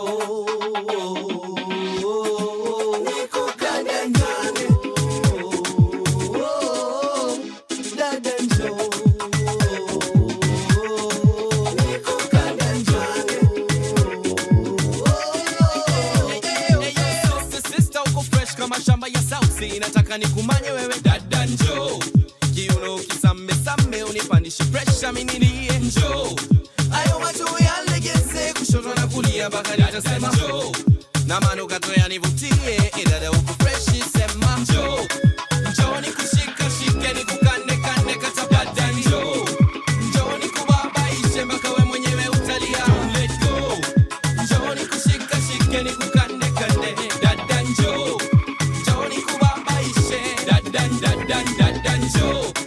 Johnny kushika shike ni kukane kane katapata njoo Johnny kubabaishe mpaka wewe mwenyewe utalia let go Johnny kushika shike ni kukane kane dada njoo Johnny kubabaishe Your kind of music, all day, all night, right here on your only station, Power Radio.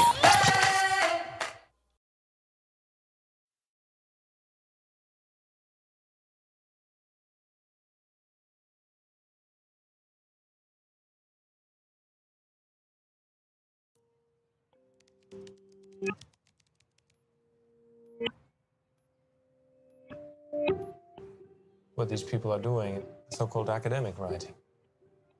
So they're writing essays for students in global North universities. A lot of this online labor is happening in places where there's a strong sort of IT outsourcing industry. Even on the global scale, Kenya is standing out. Kenya is a hotspot. So of all of the online labor work that's going on in Kenya, 72% of that is engaged in writing and translation. Actually, we know it's just writing essays for students in global North universities. To be fair, I mean, I don't know how many million students there are in UK and US alone. And if even just 1% of them uses the services of this academic writing industry, then there's going to be a lot of demand.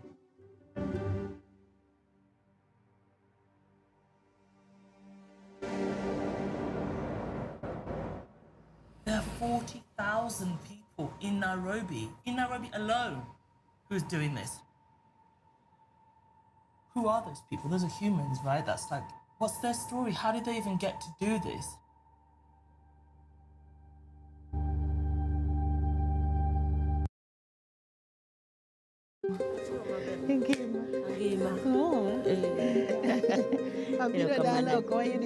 When my husband died, the property that I had was taken away by in-laws.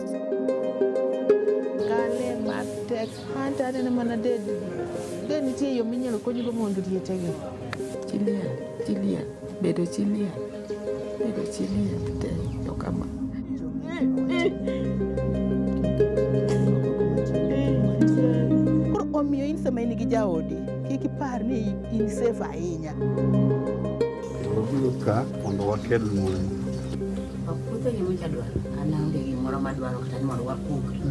Nyathini koko ok adwar abado mana wacha Koro omiyo kawe ka gima en jaodi to mukwarore to koro nyaka gikoni nyaka to dware. Obed gimoro achiel. Ano tiche. Donge nyithindo ng'iyowa, puodho donge ng'iyowa, donge gimoro amora ng'iyowa, koro wan onego bedie wan mon liete mariek. Kosiluoro nyathi cheche ni kia kuno to. Aluore nade? Ene manonego omera. If I don't help this widow, he might be killed. Your kind of music, all day, all night, right here on your only station, Power Radio. So in the first hour, you remember I told you we've, as Africa, we have a couple of features at the Cannes Film Festival. Well, guess what? Right now, I want to spotlight the Kenyan ones who are being shown, or which are being shown. Kizungu bana. The ones which are being shown at the Tribeca Film Festival 2025. Well, guess what?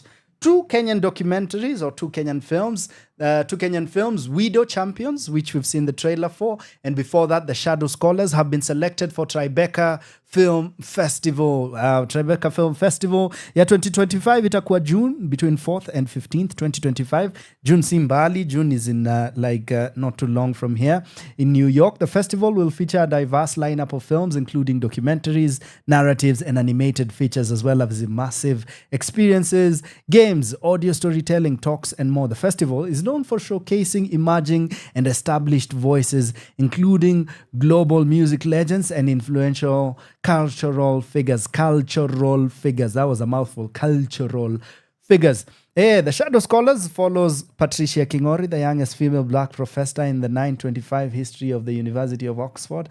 After hearing about a worldwide network of well-educated Kenyans who write essays for Western undergraduates and doctoral students, she travels to Nairobi to find these behind-the-scenes academic writers. Let's talk about that just a bit, maze. Ni watu wangapi? Mnajua wameshikilia ekonomi ya writing, online writing, particularly ya students, maze. Hiyo ni gig nzima bana. Wakikami mtaani bana. Hata sitasema ni mtaa gani. But mnajua ile mtaa imejaa wanaija. Si wanaija wanaandika. Wanaija wanakaa tu huko ni juu wanajua. Wanaweza afford to do a lot of things, especially legally, but siwamuliki sana since they are human. And iwal yote ni yetu maze. But tuseme ukweli, academic writing imelisha wengi, imeshikilia wengi. What do I think of it? I don't know. I'd have to watch the film. But it's interesting that for them wako, wacha tuchunguze. Na huyu madam pia na lead huyo professor, hiyo jina iko, okay, is she Kenyan? Maybe she is, maze. So amekam, anachambua, asikie stories za wase. I would be curious to see who would be interview aseme, maze, mimi nimefanya academic writing na imenishikilia because what? Maze, wase udishifiti. Big up yourself. Hustle ni hustle. Kanairo, mambo yote. Wacha tusikie what the rest of the world will say about it. Huku maze tunai-appreciate juu inalisha wase. But huko maybe watasema, it's not copyright law, but watasema something around, you're not really genuine when you're passing off as umejifanyia mboka, na hiyo job hata ikuwa umeifanya ni wewe genuinely, wewe umeipitisha na kuna raia tu fulani mahali kwa bedsitter amechonga, ama ako kwa 5-bedroom mansion. Well, hiyo ndio story wana explore, which I found very interesting. Well, guess what? Pale Tribeca in New York, Tribeca Film Festival, watakuwa naicheki. Nilikuwa nimeongea juu ya De Niro akimulikwa na akicelebratiwa at the Cannes. na ikani hit. I think he's also one of the founders of this other one that I speak of, but I wouldn't be sure. But what's the difference between hiyo na kutumia AI? Naongelea juu ya academic writing, because saizi watu wengi wanaitumia. Si wafanya story ya AI. Sijui wanamulika watu kwa nini wakiwa mboka bana. Mbona maze? But anyway, integrity or not, morality or not, hiyo ni story wako kujiamulia wewe mwenyewe. Wacha watu wadishi, wacha watu wa hustle. Hiyo ni tongue twister. Wacha watu wa hustle. Speaking of tongue twisters, maze, mlicheki Prevail vile walichangamsha pale. Big up everyone who came for picture. Big up everyone who keeps engaging me, maze. Big up DJ CJ as always bana. Ka weni msewa hapa hivi power unatuwatch a lot. Check out Gift of Gab. DJ CJ na rapa mbaya sana wanakaa pale studio vile niliwaambia at the beginning of the hour. They had Giuliani not too long ago. And I'm sure this and every other day. Najua pia wako on Sato. Si wako on Sato as well. Catch them. Na speaking of other shows as well, cheki show ya Flozz maze. Watu wa reggae bana. Hii ni show yenu. Mimi mcheki occasionally nachungulia niko. Ni vile mimi uko on the road nafaa kusema tuko tuned in, tuko locked. Toka gwaka ilo, uko lo ilo. Big up yourselves, ladies and gentlemen. Nimeanza sai kukula 2 time mimi nikiishia. Nice Githinji ameji-excuse ako studio mbaya, so nikasema aina ile alikuwa to be here and we talk about Boma Nights. Boma Nights wanafanya every other month. They focus on a Kenyan film or Kenyan short films or Kenyan something that they showcase. Na watu wanaenda pale wanajibamba. So we were to talk about the next one, the film they'll be showing, the idea and how she built it. Big up yourself, Nice Githinji, Kazi Endele, and everyone who's gone out for that. Speaking of shows that are coming up, not only Boma Nights, nitawambia zingine za hii weekend na kuendelea. And that's the next segue for me. For now, tunacheza mziki na tucheze mziki. Tukitafuta nini? Tukitafuta riziki. Naweza kuwa rapa, by the way. Ladies and gents, Kigondu is in the building. Keep me engaged. Let's keep talking. Nitawambia pia juu ya podcast yangu latest na ile tumerelease not too long ago. Let's go. Your kind of music, all day, all night, right here on your only station, Power Radio.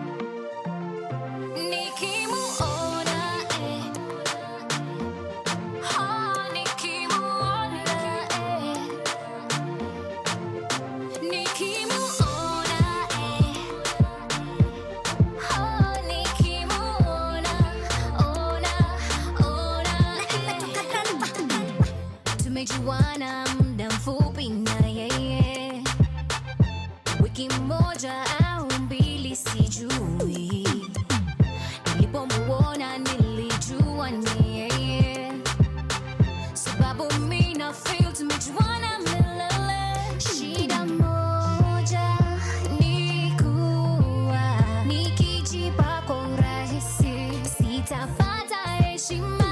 If I act like a queen, he'll treat me just like a queen. But if I act so cheap, then he'll treat me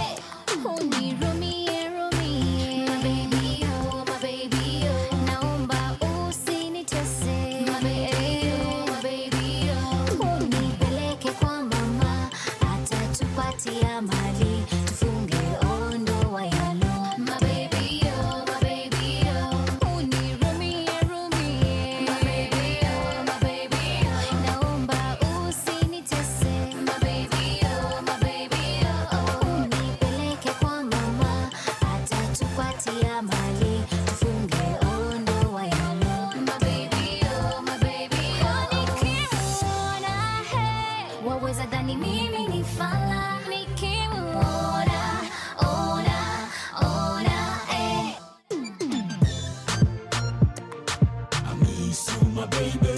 Kukuona tu I need to see you daily. kila siku ya maisha yetu. I miss you, my baby. Na nikuandalie yote, oh. I need to see you daily. 'Cause you're my baby, my baby, my baby. My baby.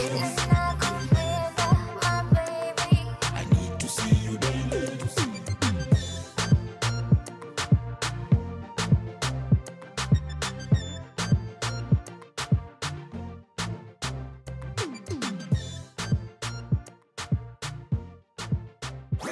Your kind of music, all day, all night, right here on your only station, Power Radio.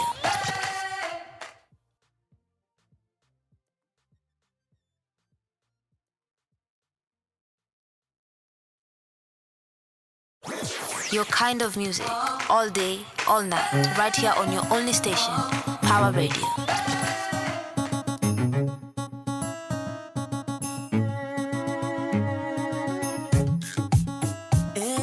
Lady yes, kolabo na pilipili, ngoma ni ya wahuni, watu kuhanyahanya, wakiniona wanainuka.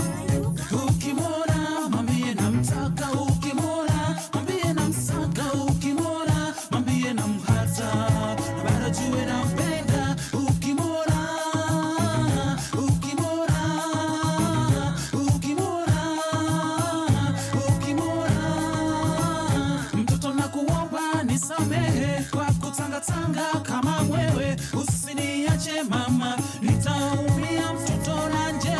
Unajifanya mpua na hauna mwewe moja, unahanya huku na kule timi na kungoja, unaniseduce ati trustay pamoja, na ulikuwa na hanya ule best wangu ule wa umoja. Si hata juice maboys walikuchekea manzi fulani mtaani, na kila wakati unanipa date na chama taani. Fatuma, Majuma na Zaituna, suluapa ile chuma, kila time unanisha umechill, na stories zako zimevuma. Unajibamba sana Mr. Handsome na hauna utamu, na ukinicheki na chani unatamani kulia damu. Hata nikihag makuzo najifanya kitungu saumu, sikufeel we feel zangu chuki na mimi nitulie. Pia ukipenda jua kali ya kupitupia mabati ama kumekie. Zile sandal ni short tu mimi nikachika, unaniclaim sikupi love na look so cheap. Fahamu kila kitu kinapanda na kinashuka. Ukimwona mwambie namtaka, ukimwona mwambie namsaka, ukimwona mwambie namhata, na bado jue nampenda. Ukimwona mwambie namtaka, ukimwona mwambie namsaka, ukimwona mwambie namhata, na bado jue nampenda. Ukimwona, ukimwona,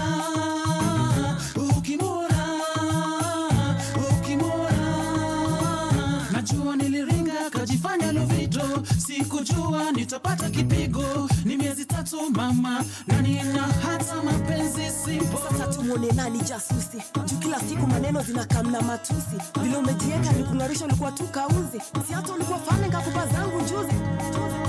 Usiwe kama yezote kwa kapu kimoja, juu zitapasuka. Leo nakupa meno ambazo zinanuka, leo ni leo kipya mimi naweza zusha. Mojanja zako njizo hizo zinagonga ukuta. Huyo mazu namtumia surukatie, ndio naweza kukubamba na love yako akupatie. Yangu kwako baba ni long on history. Sikufeel, we feel zangu chuki na utulie. Kila manzi mtaani ana zako story. Lady yes, kwani utoki kuongea? Sasa feel free, juu shangu kile imechochea. Mambo zangu na zako zimeshagonga ukuta. Nilikupenda sana, sasa angusha words high class ndio tuongee. Ukimwona mwambie namtaka, ukimwona mwambie namsaka, ukimwona mwambie namhata, na bado jue nampenda. Ukimwona mwambie namtaka, ukimwona mwambie namsaka, ukimwona mwambie namhata, na bado jue nampenda. Ukimwona,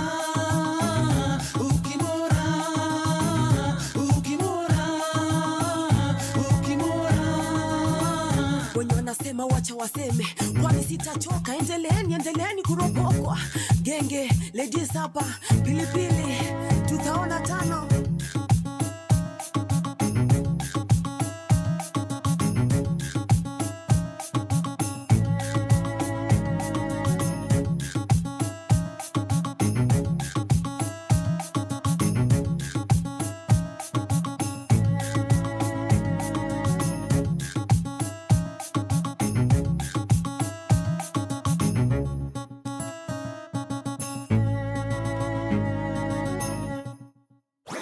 your kind of music, all day, all night, right here on your only station, Power Radio. It's about time, yani tumelo down kidogo.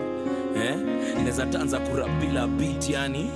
Ni funny vile mwaka moja kundi imeleta matata. Awards tuna dominate na mashow manze kila mara. Majabu ya jajana Godfather miko hapa bado baada miaka 10. Woko nyuma kule utajusume. Strategy ndio jina joe mchezo. Jamaa mendose kwani hamnaga uwezo ya kuthink badala ya kuwest ink. Video atazi naga ma lip sync. Msupa lady bia kaletwa na wagengi. Kutesa uti to them tunapiga kelele. Hapa kule chakula tamu shika ule na ni bure shika ule na ukumbuke usisumbuke ukumbuke next time kwa tumesimama katikati ya jamii watiaji na wasanii kumbuke akili iko mbele kuliko wote madwa maisha yangu siku hizi hapa kule toka shule toka town mpaka ati mpaka macha hapa kule mimi yule hasla nasaka ganji hapa kule familia nayo kule toka kitembaka kile toka nyuma mpaka mbele mafans piga kelele kwenye klabu hapa kule kwenye klabu hapa kule twende klabu hapa kule one time hapa kule one time hapa kule one time hapa kule one time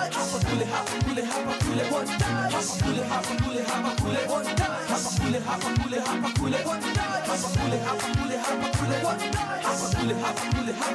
one time history si sana sio poa na my time niko juu my time niko down my time niko hapa kule na mshukuru Mola yule punitsi tuko mbele tunakamna ngoma kale kando inauliza swali nina kitu cha mkasale juu mini gabu gabu mini fracha siku hizi wezi kula tu hapa kule kamdudu na kokakotu hapa kule wejichunge viatu juu ya kadudu ukirarua itabidi unajua kabla kuvua chunguza tabia kauna mpenda unga naye ndoa marafiki naishi nao poa wanafiki nilishawandondoa kimziki najua ntatoboa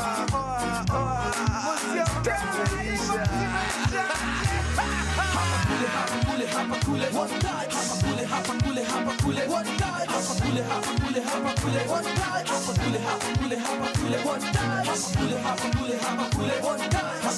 hapa kule one time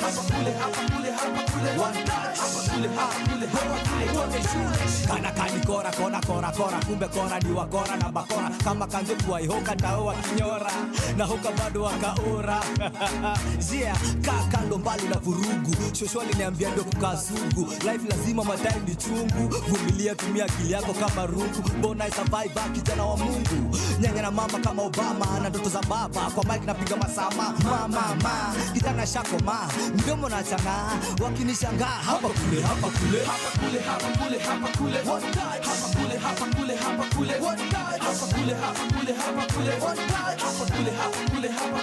time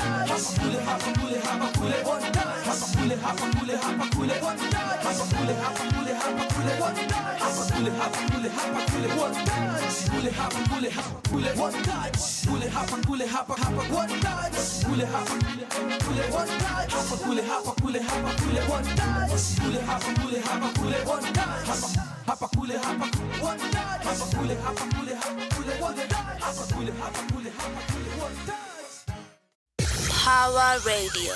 Tune in and power up. Ladies and gents, let us look at what is coming up. Aya, naangalia tutacheza trailer kabla tumalize. Definition Scheme, an upcoming espionage black comedy. Ukisikia black comedy, unajua, of course, Wes Anderson has something to do with it. And production design ingine mwenda maze. I can't wait to see kile atadu cast ingine mambo mbaya.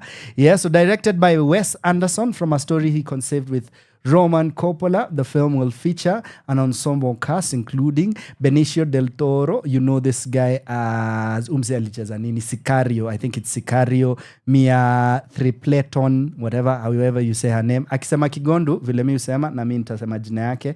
Michael Cera, superstar. Riz Ahmed. I love Riz, maze.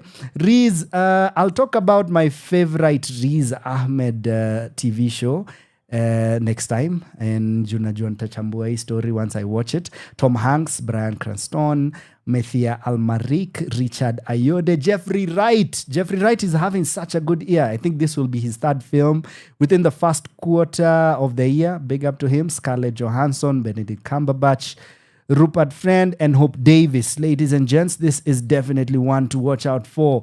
Inakuja lini? Vile inakaa itakuwa inatokea June 2024. This is one of the many films that we are looking forward to checking out. I also know there is nini inatokea June on IMAX particularly. Umsewa yo itwaje Tom Cruise. Tom Cruise, the final film out of that series that he does is finally out here. Na akinisikia nikisema out of that series that he does, atanimwagilia maji yako. What are you talking about? This is the biggest film to ever be done by a guy who does his own stunts. So shout out Tom Cruise. Najua Michael B. Jordan amefanya filamu tu sahi. Yeah, Keegan atakuwa na filamu inatokea this particular year as well. Kuna horror inakuja out of the director of Get Out. Pia anatupatia kitu inakam very very soon. So it's going to be one of those years where we look back and say thank God for cinema, especially in a year when a lot is going on politically. Na ukijua America kumechacha, pia unajua the stories that are coming out are insane. So tell me, what are you watching this weekend? Have you listened to anything I've told you about the films that I've watched and thought I'm going to watch that? Nilianza na show ya Kerry Washington, nikaichambua. I hope you go and catch it and tell me, guess what? You are right. In fact, I loved it even more than you said I would. Show ya Faiz inakuja. Tumesema show ya Faiz itakuwa the 31st, alafu hiyo saa 2 tunaruka, alafu tunaiwatch tena the Sunday before Madaraka Day. It's called It's Such a Good Time. Then we've talked about the show that we're going to watch this Saturday. Itakuwa pale courtesy of Stand Up Collective. Marcus Douglas atakuwa na hiyo special yake coming up. After that, unajua tunaenda Chemi pale Daystar watakuwa na show ya Chemi throughout the weekend, opening this Friday. For ile walikuwa wamepeana Mbogi ticket for the opening gala night. Najua pia wengine wenu washa copy hizo tickets, so let's go. I hope to see you there. Joyce Musoke and everyone else who's part of that team. I can't wait to see what they're cooking and what they've put together, maze. It's going to definitely be a good time. Also tunakumbushwa Aga Khan walisema wako na show yao inakam. So I hope you get it. I hope you catch it.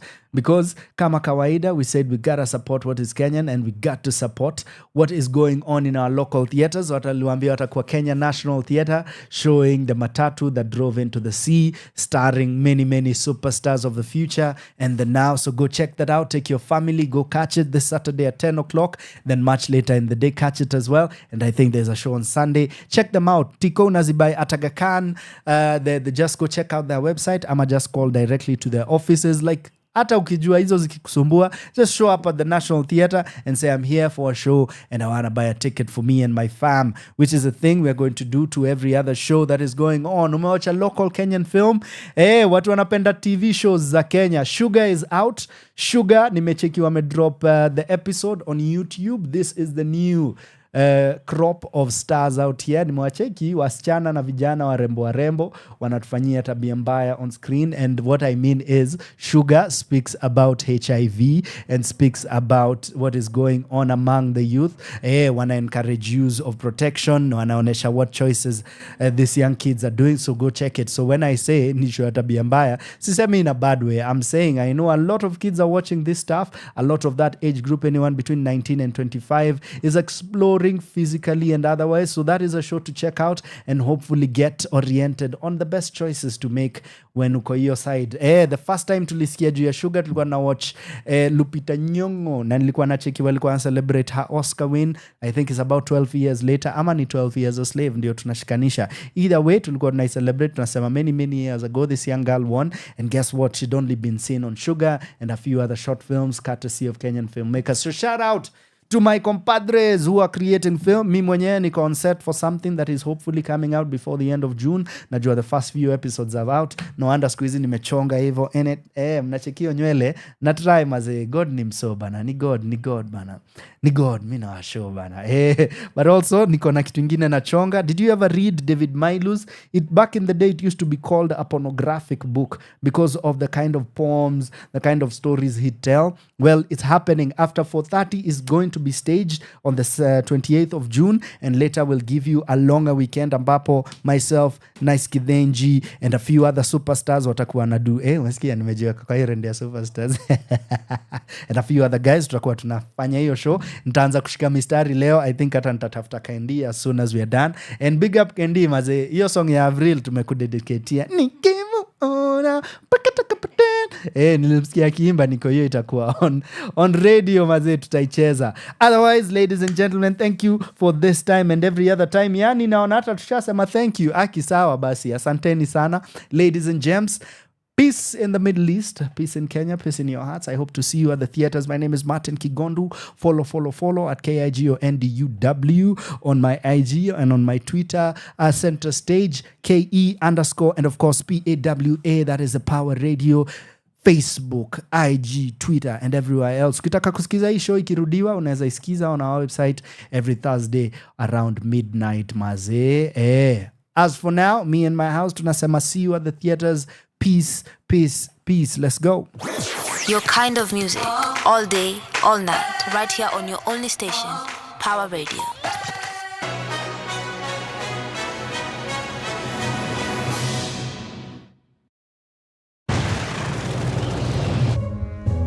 At this moment, rescue workers are laboring to recover and identify the remains of Jaja Korda, international businessman, maverick in the fields of armaments and aviation, among the richest men in Europe. This was Korda's 6th recorded airplane crash. He is survived by 10 children, 9 boys, 1 nun, his daughter Liesl. I've appointed you sole heir to my estate, which you may come into sooner rather than later. Why? It's been 6 years since our last meeting. I have my reasons. Which are what? My reasons? I'm not saying. I'm saying I'm not saying. Korda Land and Sea Phoenician Infrastructure Scheme. My most important project of my lifetime. Our objective: disrupting, obstructing, impeding, crippling Korda's enterprise in any manner possible. Get the hand grenades. Today, tonight, and tomorrow, we rendezvous with every Titan and pretend we agree what we already agreed. But in fact, we don't. We can't.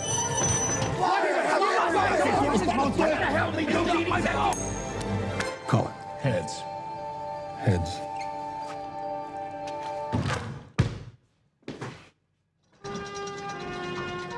Is this supposed to be here? It was under the lunch trolley. Oh dear, who shot you? Terrorists from out of town. Help yourself to a hand grenade. You're very kind. Could you imagine falling in love with a man like me, by the way, hypothetically? You're drunk on 3 beers. Why are you shooting my ceiling? This is a robbery on behalf of... I understand that. I'm asking about my ceiling. You idiots are destroying a magnificent nightclub. One thing you'll never know because you can't. The truth. I suppose I'm moved by this absurd performance.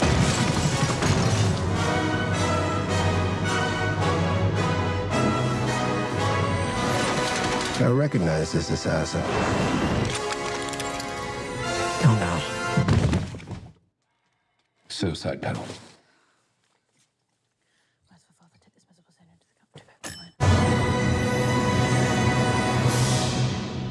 Power Radio. Yo, you just saw that. Maze nimeona Jeffrey Wright Nico. That's my man. It's going to be a fantastic film. Check it out when it comes out. I'll talk about it more. I'll study it. Ninajua nikikuja niwaambie I watched this film, nitaichambua on another level. I know I had to say goodbye, but we had to play the trailer. For now, this song goes out to wase wanaopenda kuhare. Yeah, let's do a bit of Kleptomaniacs. Goodbye, man. Goodbye. Tuonane next time. #CenterStageKE. #Kigondu is on this and every other Thursday. Bless. Your kind of music, all day, all night, right here on your only station, Power Radio. Hare, hare, hare. Yeah, kleptomaniacs. Let's go. Let's go.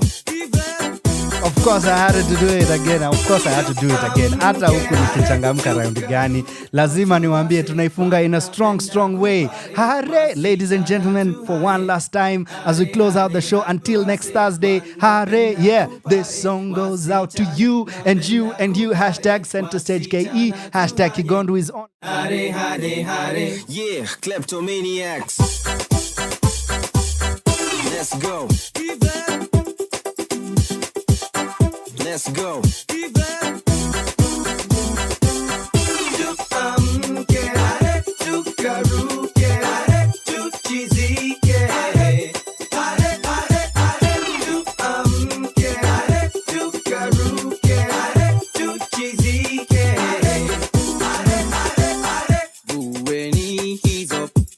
Mamini na mashati uchi kwa Flozz. Uweni hizo mamini na mashati chizi samo. Wacheni niseme story ya hare na mashori mabale raba Johnny. Ziko kwa wingi na sasa twende nchini kikleto utaamini na kiri na mungiri de picto tumewasili. Lady, if you wanna scream hare fella tuhanyeni mpaka che. Sing along now. Hare hare hare hare hare. Tuamke hare tukaruke hare tuchizike hare hare hare. Tuamke hare tukaruke hare tuchizike hare hare hare.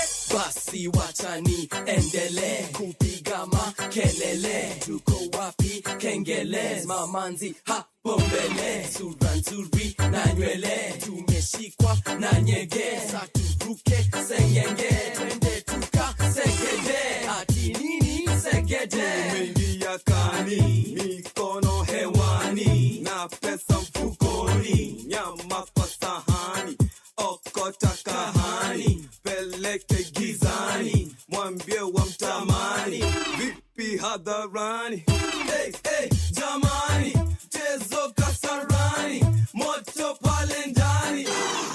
Samahani. Uweni hizo mamini na mashati uchi kwa Flozz. Uweni hizo mamini na mashati chizi samo. Wacheni niseme story ya hare na mashori mabale raba Johnny.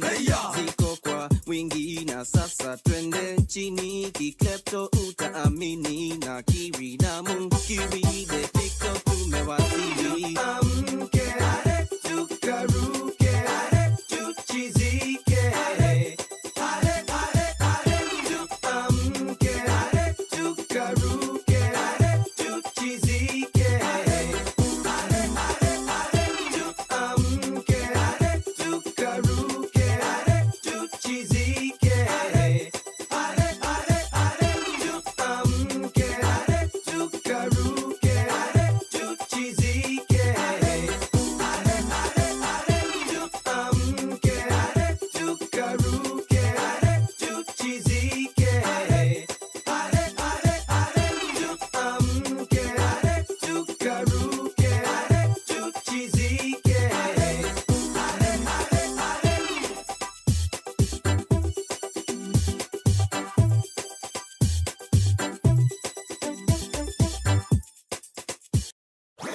Your kind of music, all day, all night, right here on your only station, Power Radio.